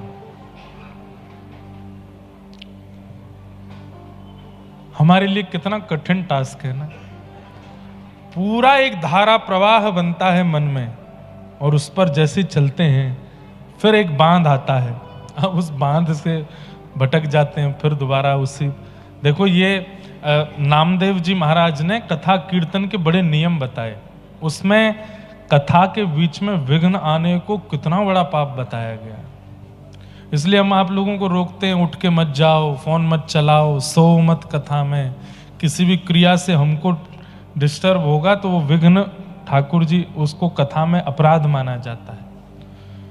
इसलिए कथाओं का क्रम भी ऐसी जगह होना चाहिए जहां विघ्न हो ही ना, जहां विघ्न नाम का कोई भाव आवे ही ना। विघ्न कथा में कोई, ये विघ्न थोड़ी वर्षा हो गई, वर्षा होना तो अच्छा है। कथा में संतों का आगमन होना, बीच में किसी महापुरुष का, ये सब तो कृपा है। कथा में विघ्न क्या है? वक्ता का धारा प्रवाह रुक जाना, ये विघ्न है। तो सत्य पर हम चर्चा कर रहे थे। सत्य का मतलब आप केवल सत्य बोलो वह तो है ही, पर सत्य का मतलब भगवत मार्ग चुन लेना भी सत्य कहलाता है। जब तक आप भगवत मार्ग नहीं चुन रहे हैं तब तक आप असत्यगामी ही हैं, लेकिन भगवत मार्ग चुनते हैं तुरंत आप सत्यगामी हो जाते हैं। तो सत्य, पवित्रता। तीसरा धर्म का स्वरूप होता है दान। दान, असहाय को दान, जरूरतमंद को दान। पर दान के रूप में हम धन को प्रायोरिटी देते हैं, दान के रूप में हम वस्त्र को प्रायोरिटी देते हैं, दान के रूप में हम अन्न को प्रायोरिटी देते हैं। पर शास्त्रों ने आज्ञा की सबसे श्रेष्ठ दान क्या है? ज्ञान का दान। किसी को ज्ञान मार्ग पर ले आना, किसी को भक्ति मार्ग पर ले आना, किसी कथा को सुना के, प्रवचन को सुना के, कोई अच्छी बात बता करके किसी को भगवत मार्ग का अनुगामी बना देना, सबसे बड़ा दान किया आपने। उसके जीवन को पूरा परिवर्तित कर दिया। इसलिए कथा में बंधुओं सूत्र लेकर के जाया कीजिए, और जो कथा में नहीं आते उनको सुनाया कीजिए जाके, और ऐसे ऐसे सूत्र इकट्ठा किया कीजिए कि जिसको सुनाने से उसके चित्त में भक्ति प्रकट हो, ताकि वो भी भगवत मार्ग में आवे। फ्लाइट जब टेक ऑफ होता है तो उससे पहले एयर होस्टेस अनाउंसमेंट करती है कि ऑक्सीजन लेवल कम होने पर ऑक्सीजन मास्क नीचे आ जाएंगे, पर अपना मास्क पहले लगाएं फिर दूसरे का लगाएं। तो हम जब स्वयं देख रहे हैं कि हम भक्ति मार्ग पर आ चुके हैं, अब हमारा प्रयास होना चाहिए कि हम औरों को भी इस मार्ग का अनुगामी बनावें, उनको भी इस मार्ग का अनुसंधान करवावें। लेकिन हां, पीछे ही मत पड़ जाना। करो, तुम तो चलो, कथा में ही चलो, तुमको तो जगन्नाथपुरी जाना ही पड़ेगा, महाप्रसाद पाना ही पड़ेगा। एक आध दो बार में रुचि नहीं बनती है तो फिर छोड़ दो। देखो, संसारी व्यवस्थाओं के लिए जिद अच्छी है, पर भगवत सेवा में एक दो बार से ज्यादा जिद नहीं करनी चाहिए। इतनी सस्ती नहीं है भगवत भक्ति कि आप किसी के पीछे ही पड़ गए हो कि लगे रहो, ऐसे करेगा करेगा, कैसे नहीं करेगा ना। एक आध बार में मान जाए तो अच्छा, नहीं माने तो छोड़ो। तो सत्य, दान, पवित्रता, और चौथा धर्म का लक्षण है दया, करुणा, दया। भक्ति का स्वरूप है कि भक्त के अंदर दया होती ही होती है। भक्ति आएगी तो उसके अंदर पवित्रता, उसके अंदर दानशीलता, उसके अंदर दया आएगी। अगर कोई अपने आप को भक्त घोषित करता है और दया नाम की वस्तु नहीं है उसके अंदर, भक्त नहीं है वो। असुर होते हैं वो जिनमें दया नहीं होती। बंधुओं, दया, हम आप सब लोगों की कितनी पराकाष्ठा है दया की, कि हम किसी का दर्द देख करके, सुन करके दुखी हो जाएंगे। बहुत ज्यादा दुख दर्द देख करके भी हम रोने लगेंगे। पर दया की ऐसी ऐसी पराकाष्ठा, दया की ऐसी ऐसी पराकाष्ठा अनुभव की गई हैं।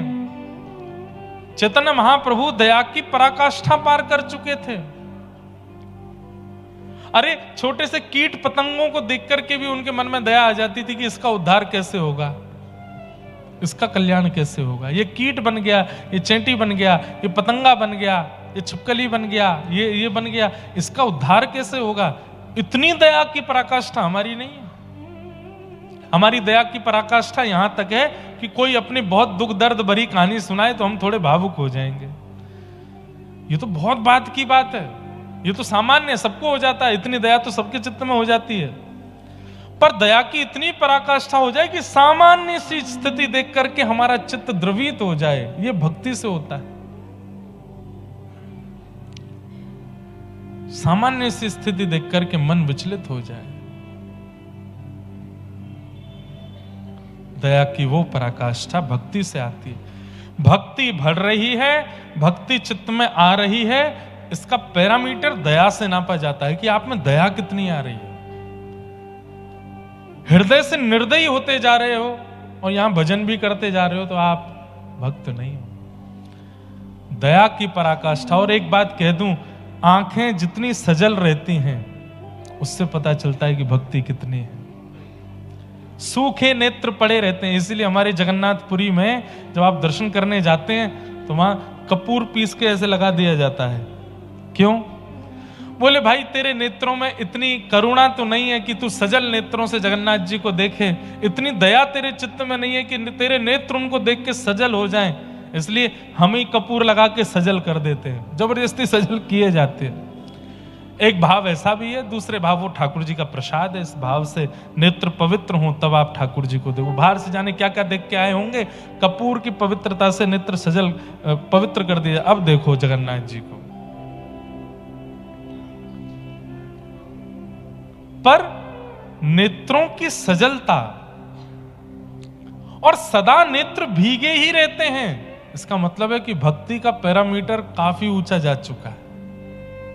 नेत्रों में मैंने कितने महापुरुषों को मैं नाम बोल दूं, परम पूजनीय प्रातः स्मरणीय श्री विनोद बिहारी दास बाबा, बरसाने वाले हमारे बाबा, मैंने जितनी बार मिला हूं उनसे, मैंने कभी सूखे नेत्र नहीं देखे उनके। और मैं जितनी देर बैठता हूं, वो सामान्य बात भी करते हैं तो भी नेत्रों से अश्रु गिरता ही रहता है। ऐसी दया, ऐसी करुणा। हमारे ठाकुर जी के नेत्र हमारी तरह पूरे पूरे नहीं खुलते, ठाकुर जी के आधे नेत्र खुलते हैं और सदा ठाकुर जी के जगन्नाथपुरी में पूरे नेत्र खोल के बैठे। उसके पीछे भी एक कथा है। पर ठाकुर जी के आप श्रीनाथ जी में दर्शन करो, वृंदावन में दर्शन करो तो ठाकुर जी के नेत्र कटाक्ष हैं। ये कटाक्ष नेत्र क्यों है? आधे खुलते हैं ठाकुर जी के नेत्र। क्यों? भीगे रहते हैं सदा। ठाकुर जी भक्ति प्रेम में भीगे रहते हैं। भीगे नेत्र दया की पराकाष्ठा ये प्रमाण करती है कि आपकी भक्ति कितनी है। और नेत्र सूखे रहते हैं, इसका मतलब है कि दया नहीं है चित्त में। अब आप लोग एक दूसरे को देखने मत लग जाना, तेरे ही हैं सूखे तो तेरे बारे में ही बोल रहे हैं। नहीं, दूसरे को जज करने से पहले खुद को देखो, खुद का अनुभव करो। कोई पर्टिकुलर जगह पर, पर्टिकुलर स्थान पर, पर्टिकुलर बात सुन के तो सबके नेत्र भीग जाते हैं, पर अकारण भी नेत्र भीगे रहें। हमारे श्री चैतन्य महाप्रभु सदा नेत्र भीगे रहते हैं। क्योंकि आपको महाप्रभु जी के बारे में तो पता ही होगा। श्री चैतन्य महाप्रभु कौन है? राधा कृष्ण मिलत तनु हैं।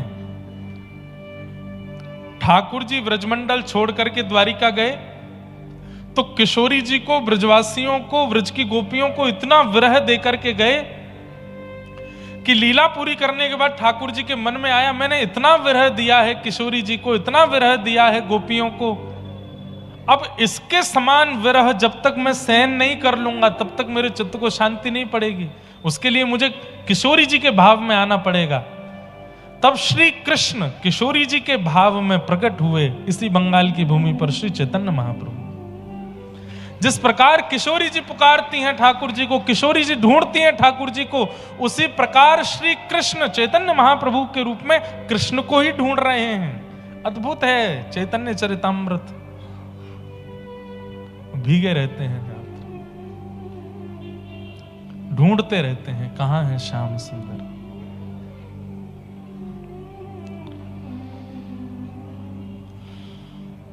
जगन्नाथ, आप कहेंगे महाराज जी भीगे नेत्र में ठाकुर जी हैं, यहां के ठाकुर जी के नेत्र इतने बड़े क्यों हैं?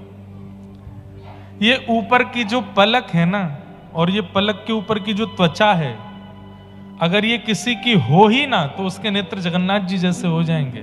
ये है ही नहीं महाप्रभु जी के। क्यों? ब्रजवासी और किशोरी जी के विरह में महाप्रभु जी का तन पिघल गया है, इसीलिए हाथ भी नहीं है, भुजा भी नहीं है, चरण भी नहीं है, मुखमंडल भी नहीं है। ये पिघल गए हैं, इसलिए बड़े बड़े नेत्र दिखते हैं महाप्रभु जी के। नहीं तो इस पूरे ब्रह्मांड में यदि ठाकुर जी की विरह की पराकाष्ठा यदि कहीं है तो वो महाप्रभु जगन्नाथ जी हैं। विरह की पराकाष्ठा में इतना विरह हुआ ब्रजवासियों का कि तन पिघल गया ठाकुर जी का। इतना याद करते हैं ठाकुर जी। ब्रजवासियों को। उधो मेरी मैया से जा कहियो, उधो मेरी मैया से जा कहियो, तेरो कान्हा दुख पावे, मेरी मैया से जा कहियो, उधो मेरी मैया। उद्धव, मेरी माँ को जाके बताओ, उनको लगता होगा कि मैं राज सिंहासन पर बैठा हूं, मैं सोने के पलंग पर सोता हूं, मैं मथुरा के राजभवन में रहता हूं, तो मैं बहुत सुखी हूं। ऐसा नहीं है उद्धव, तुम जाके बताओ मेरी मैया को कि मैं बहुत कष्ट में हूं। अरे उद्धव, तुमको पता है यशोदा मैया रोज नहीं नहलाती थी मुझे, तो सुबह उठा करके जैसे छोटे बालक को माँ गीले कपड़े से उसके तन को पोंछ देती है, ऐसे यशोदा मैया गुनगुने जल से, थोड़ा उष्ण जल से एक कपड़ा भिगो करके हाथ पोंछ देती, मुख पोंछ देती, आंख पोंछ देती, बोले लाला नहा लियो। मैं कहता हूं मैया तुमको रोज काई को ना नभावे? बोले लाला रोज रोज नभाऊंगी तो मलूक लगेगा, मलूक लगेगा तो नजर लग जाएगी, तू बुरो बावड़ों से ही रहकर, तू रोज मत नहाए कर। लेकिन उद्धव, जब से मथुरा आया हूं मैं रोज स्नान करता हूं। क्यों? कोई न मुख धोवे ताते जल, हमारी ब्रज भाषा का पद है। गर्म जल को ब्रज भाषा में कहते हैं ताता जल, गर्म जल। कोई न मुख धोवे ताते जल, अचरा पहुंच न भावे उधो, कोई न धोवे ताते जल, अचरा पहुंच न भावे। माखन रोटी नाम न जाने, माखन रोटी। अरे उद्धव, मैंने ब्रजमंडल में कभी थाली में भोजन नहीं किया, तो यशोदा मैया एक हाथ में मक्खन लेके रहती, एक हाथ में रोटी लेके चलती, और मक्खन रोटी कहीं भी एक दूसरे में मिला करके मुंह को पवा देती। मैंने थाली देखी नहीं, और यहां 56 भोग का थाल बन करके सामने आता है। उद्धव, माखन रोटी नाम न जाने, माखन रोटी नाम न जाने, कनुआ कहे मोहे कोई न बुलावे, मेरी मैया से जा कहियो तो, मैया से जा तेरो कान्हा दुख पावे, मेरी मैया से जा कहियो, मेरी मैया से जा। कृष्ण विरह, ठाकुर जी कितनी करुणा में रहते हैं, कितने विरह में रहते हैं, कितने व्याकुल चित्त में रहते हैं। मैं ये कहना चाहता हूं केवल कि आपके हृदय में दया है, आपके हृदय में पवित्रता है, आपके हृदय में भक्ति है, उसका प्रमाण आपके नेत्र धीर गंभीर और सजल रहेंगे। उससे पता चलता है कि आपके चित्त में गंभीरता है, पवित्रता है, दया है, भक्ति है।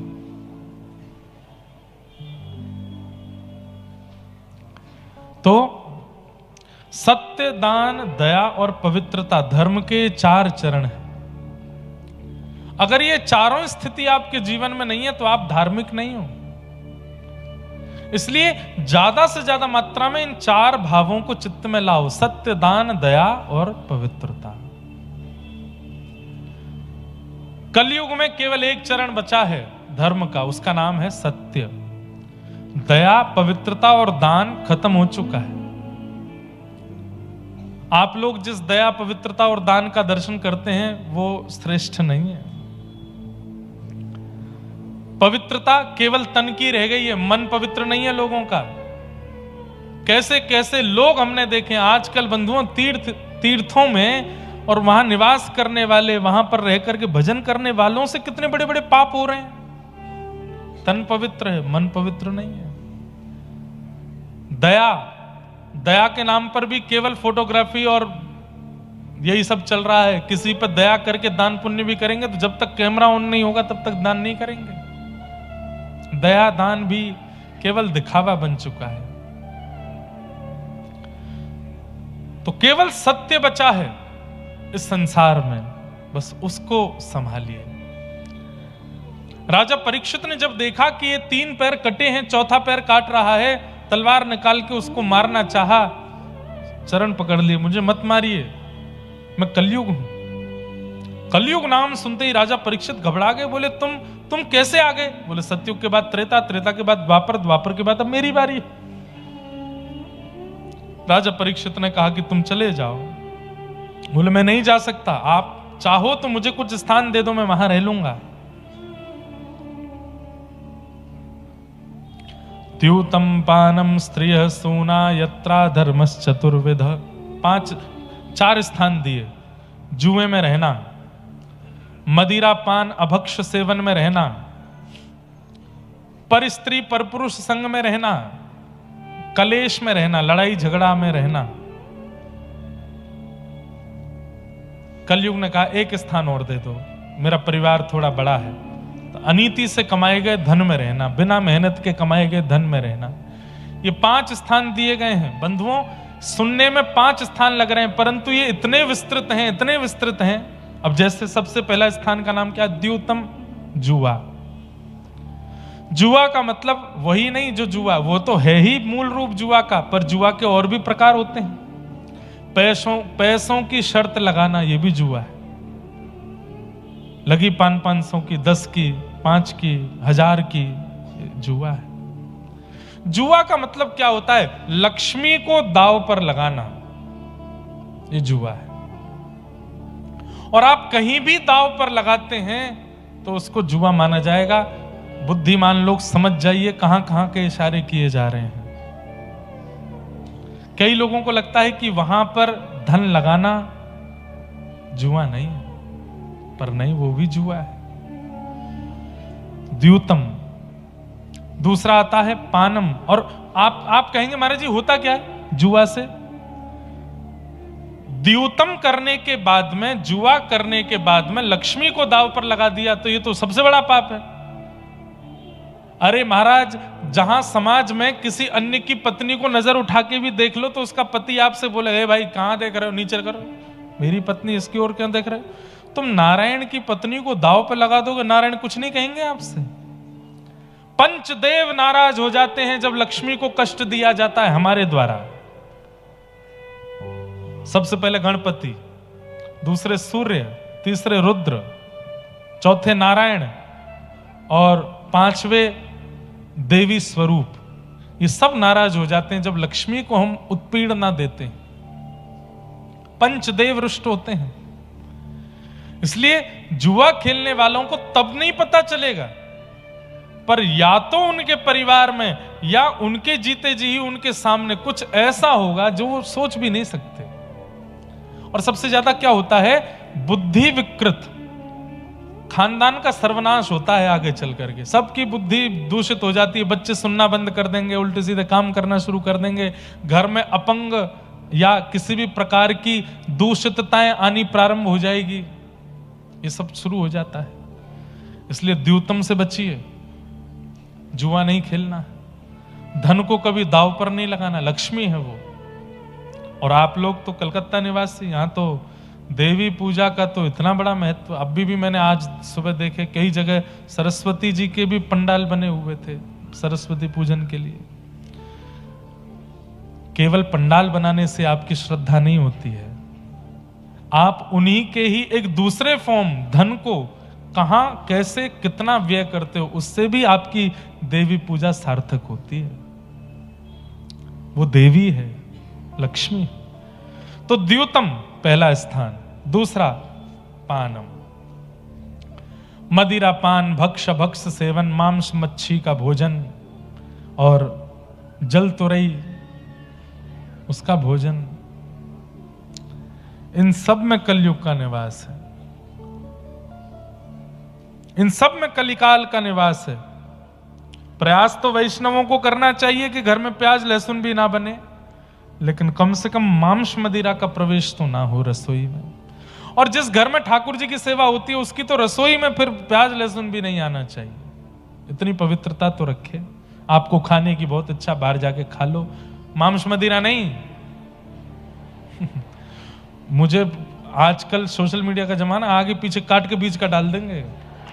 महाराज जी ने अलाउ किया कलकत्ता की कथा में, बाहर जाके खा लो। पाप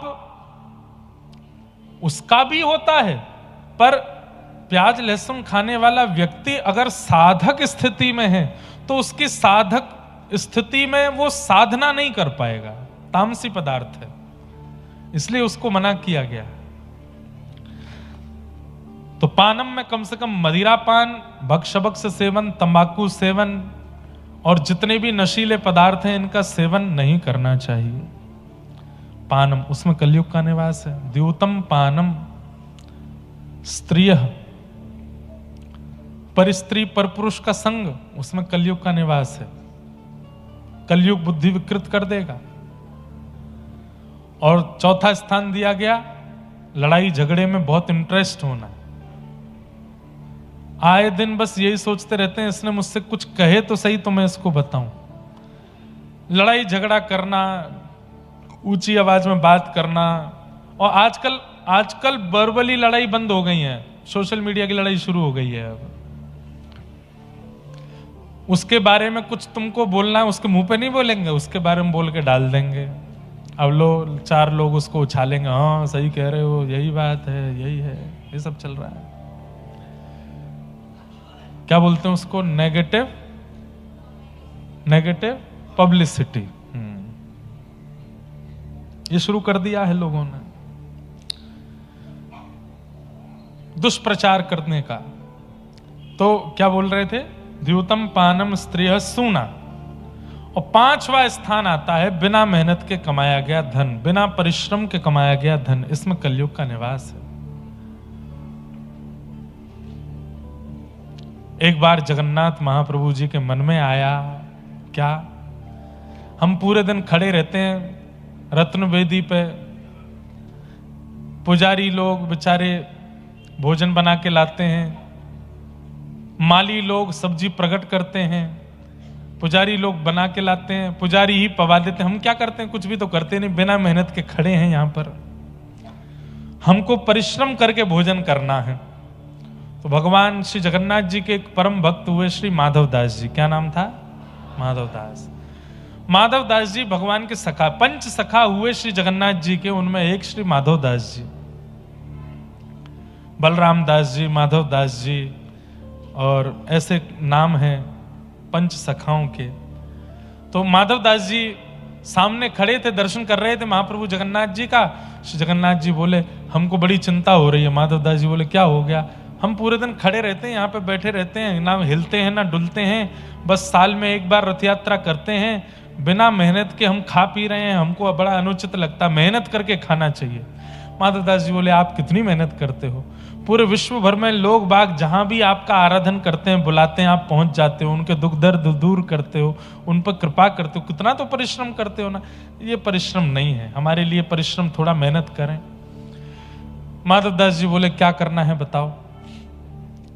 बोले ये माली लोग सब्जी उगा देते हैं, रसोई में आ जाती है बन करके हंडियों में, हमारे सामने भोग लगता है, हमको लगता है हमें मेहनत करके खाना चाहिए, हम स्वयं जाएंगे और स्वयं जाकर के सब्जी तोड़ के पाएंगे। बोले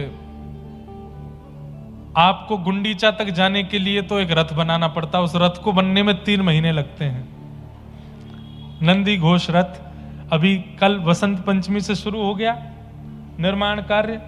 आज देखो जगन्नाथ जी के रथ की एक सामग्री भी आई है, जय हो, जो सूचिकार और एक जो कील लगती है जगन्नाथ जी के रथ में, हम पे तो खूब सारी सामग्री जगन्नाथ जी के प्रसाद आ जाते हैं, जय हो। इनका भी सौभाग्य है। कि निर्जीव होते हुए भी ठाकुर जी इनको सेवा में लेते हैं। हम जीवित हैं तब भी नहीं ले रहे हमको सेवा में। तो महाप्रभु जगन्नाथ जी बोले, माधव दास जी मेरी इच्छा हो रही है। बोले क्या? मेहनत करके भोजन करना। बोले क्या करोगे? बोले चोरी करने जाएंगे। माधव दास जी बोले वाह, अरे ऐसी मेहनत करोगे चोरी करके खाओगे? बोले बहुत दिन हो गए यहाँ जगन्नाथपुरी में, जब से हम भगवान बन के बैठ गए धामों में, तब से हमारी चोरी वोरी सब छूट छाट गई है। व्यक्ति को अपना स्वभाव नहीं छोड़ना चाहिए। माधवदास जी बोले जय जय। दुनिया जगन्नाथ बोलती है आपको, कितनी ओछी लगेगी बात बताओ, हैं? इतने बड़े नीलाचल पर्वत पर बैठे ठाकुर जी चोरी करने जाएंगे अब। ठाकुर जी बोले मुझे नहीं पता, मेरा मन कर रहा है, बहुत जोर से मन हो रहा है मेरा, मुझे चोरी करनी है। तो क्या चुराओगे? बोले बगीचे में जाएंगे राजा के में, हमने यहीं से देख लिया है, बढ़िया बढ़िया कठेल लगी है वहां पर, तोड़ ताड़ के खाएंगे बढ़िया प्रेम से। माधवदास जी बोले तो आपको किसने रोका, चले जाओ। बोले ऐसे कैसे? अब हम ब्रज में थे तो मधुमंगल, श्रीदामा, तनसुखा, मनसुखा, धनसुखा हमारे सखा थे, उनके संग में चोरी करने जाते थे। अब यहां किसको लेके जाएं साथ में? माधवदास जी बोले तो किसी को, दो चार लोगों को बोल देता हूं मैं कि भाई ठाकुर जी को चोरी करवा लाओ। और आप चोरों को क्या ढूंढ रहे हो? बगल में आपके बहन भैया खड़े हैं, सुभद्रा जी, बलभद्र, इनसे कह दो यही चले जाएं, चोरी करवा लाएंगे। जगन्नाथ जी बोले इनको तो पता भी नहीं चलनी चाहिए। क्यों? देख नहीं रहे हो ये बड़देव हैं। जब बलराम जी को बड़देव कहते, बड़देव ही कहते हैं।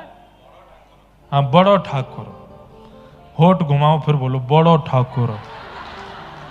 उड़िया और बंगला की एक्सेंट तभी निकलेगा, बड़ो ठाकुर, बड़े ठाकुर नहीं, बड़ो ठाकुर। तो बड़ो ठाकुर हैं।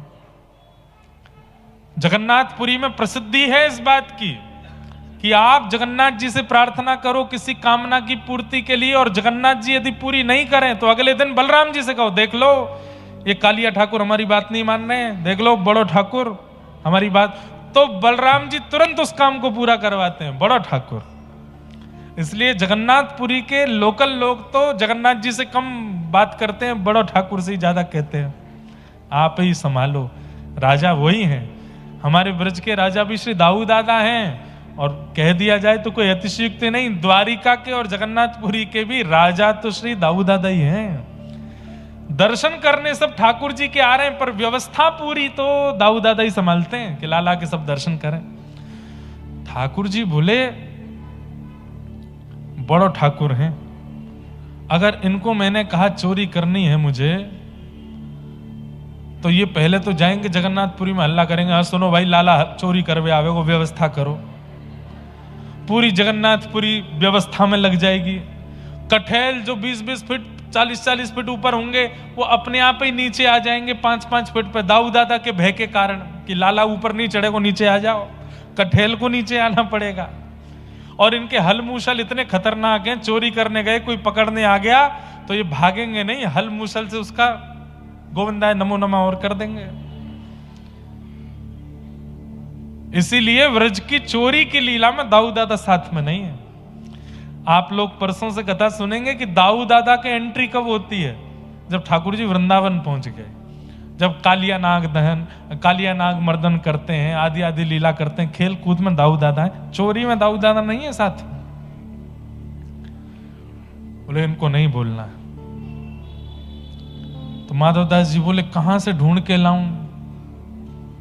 ठाकुर जी हंस गए, बोले तुम बढ़िया, तुम ही चलो, तुम्हारे साथ चलेंगे।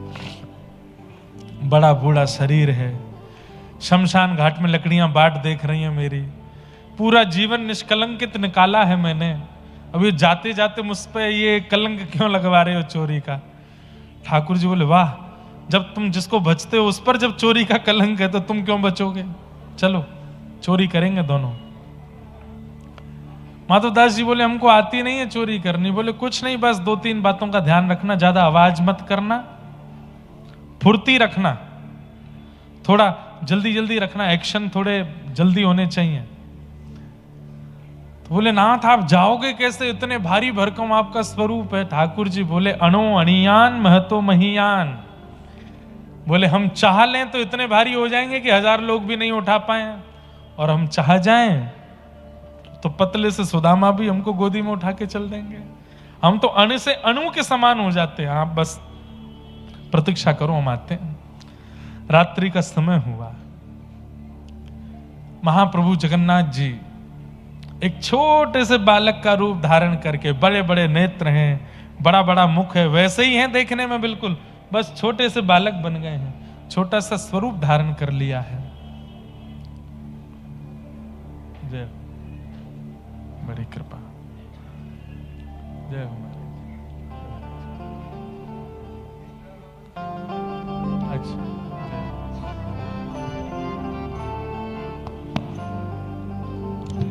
तो छोटे से बालक का रूप धारण करके महाप्रभु जगन्नाथ जी आ गए बाहर।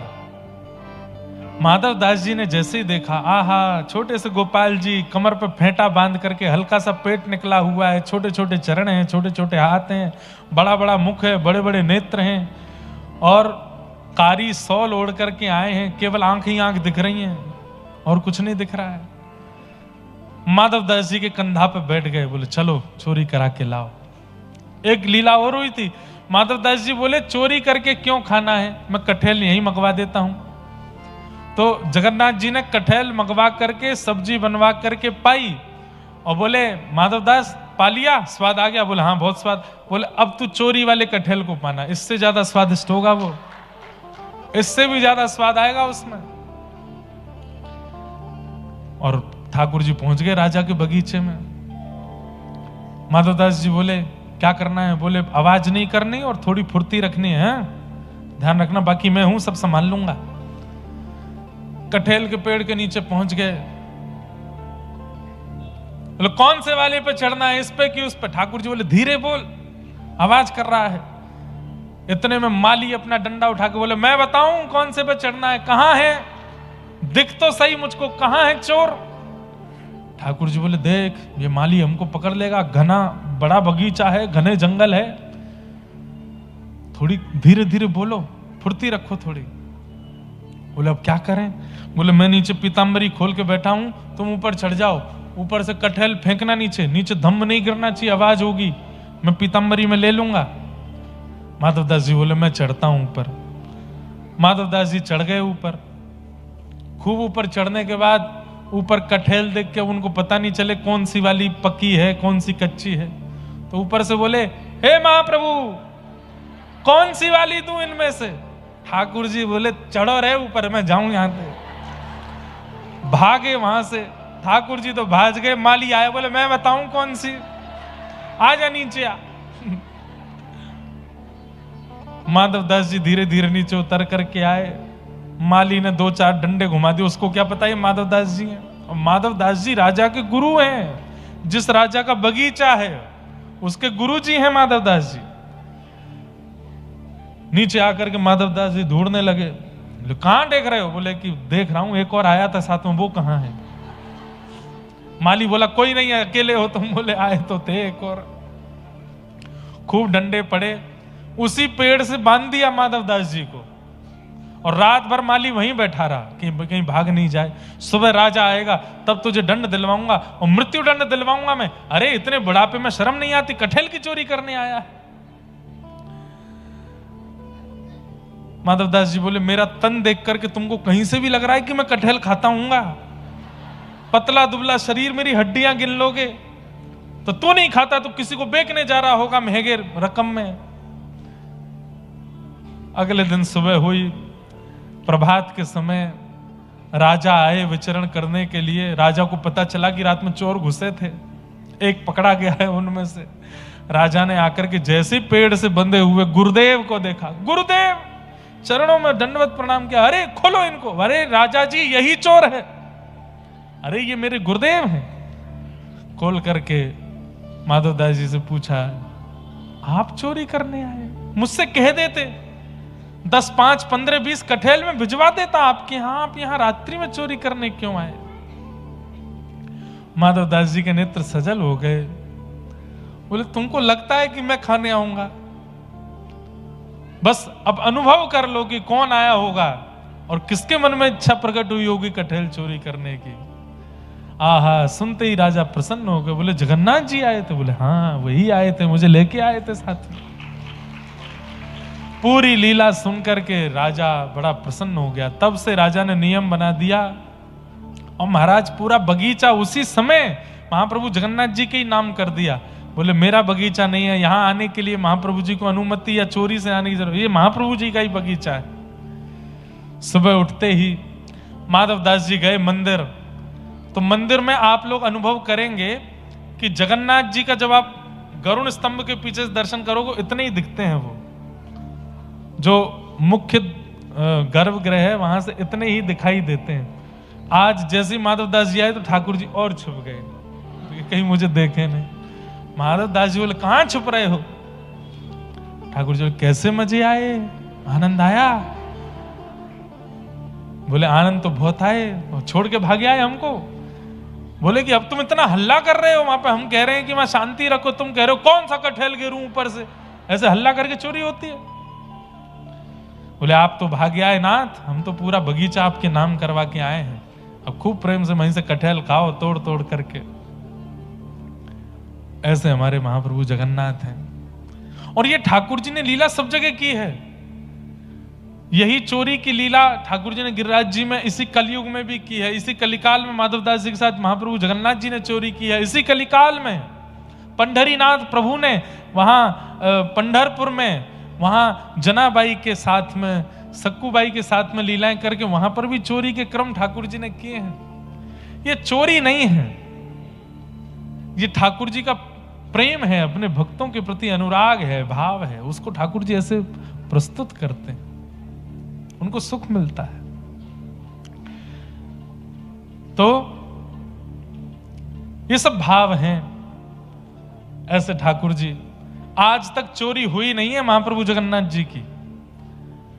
कोई भक्त हो जो चाहे कि मेरे यहां चोरी करें तो ऐसी व्यवस्था करो, कुछ नवीन बना करके, कुछ नवीन सिद्ध करके।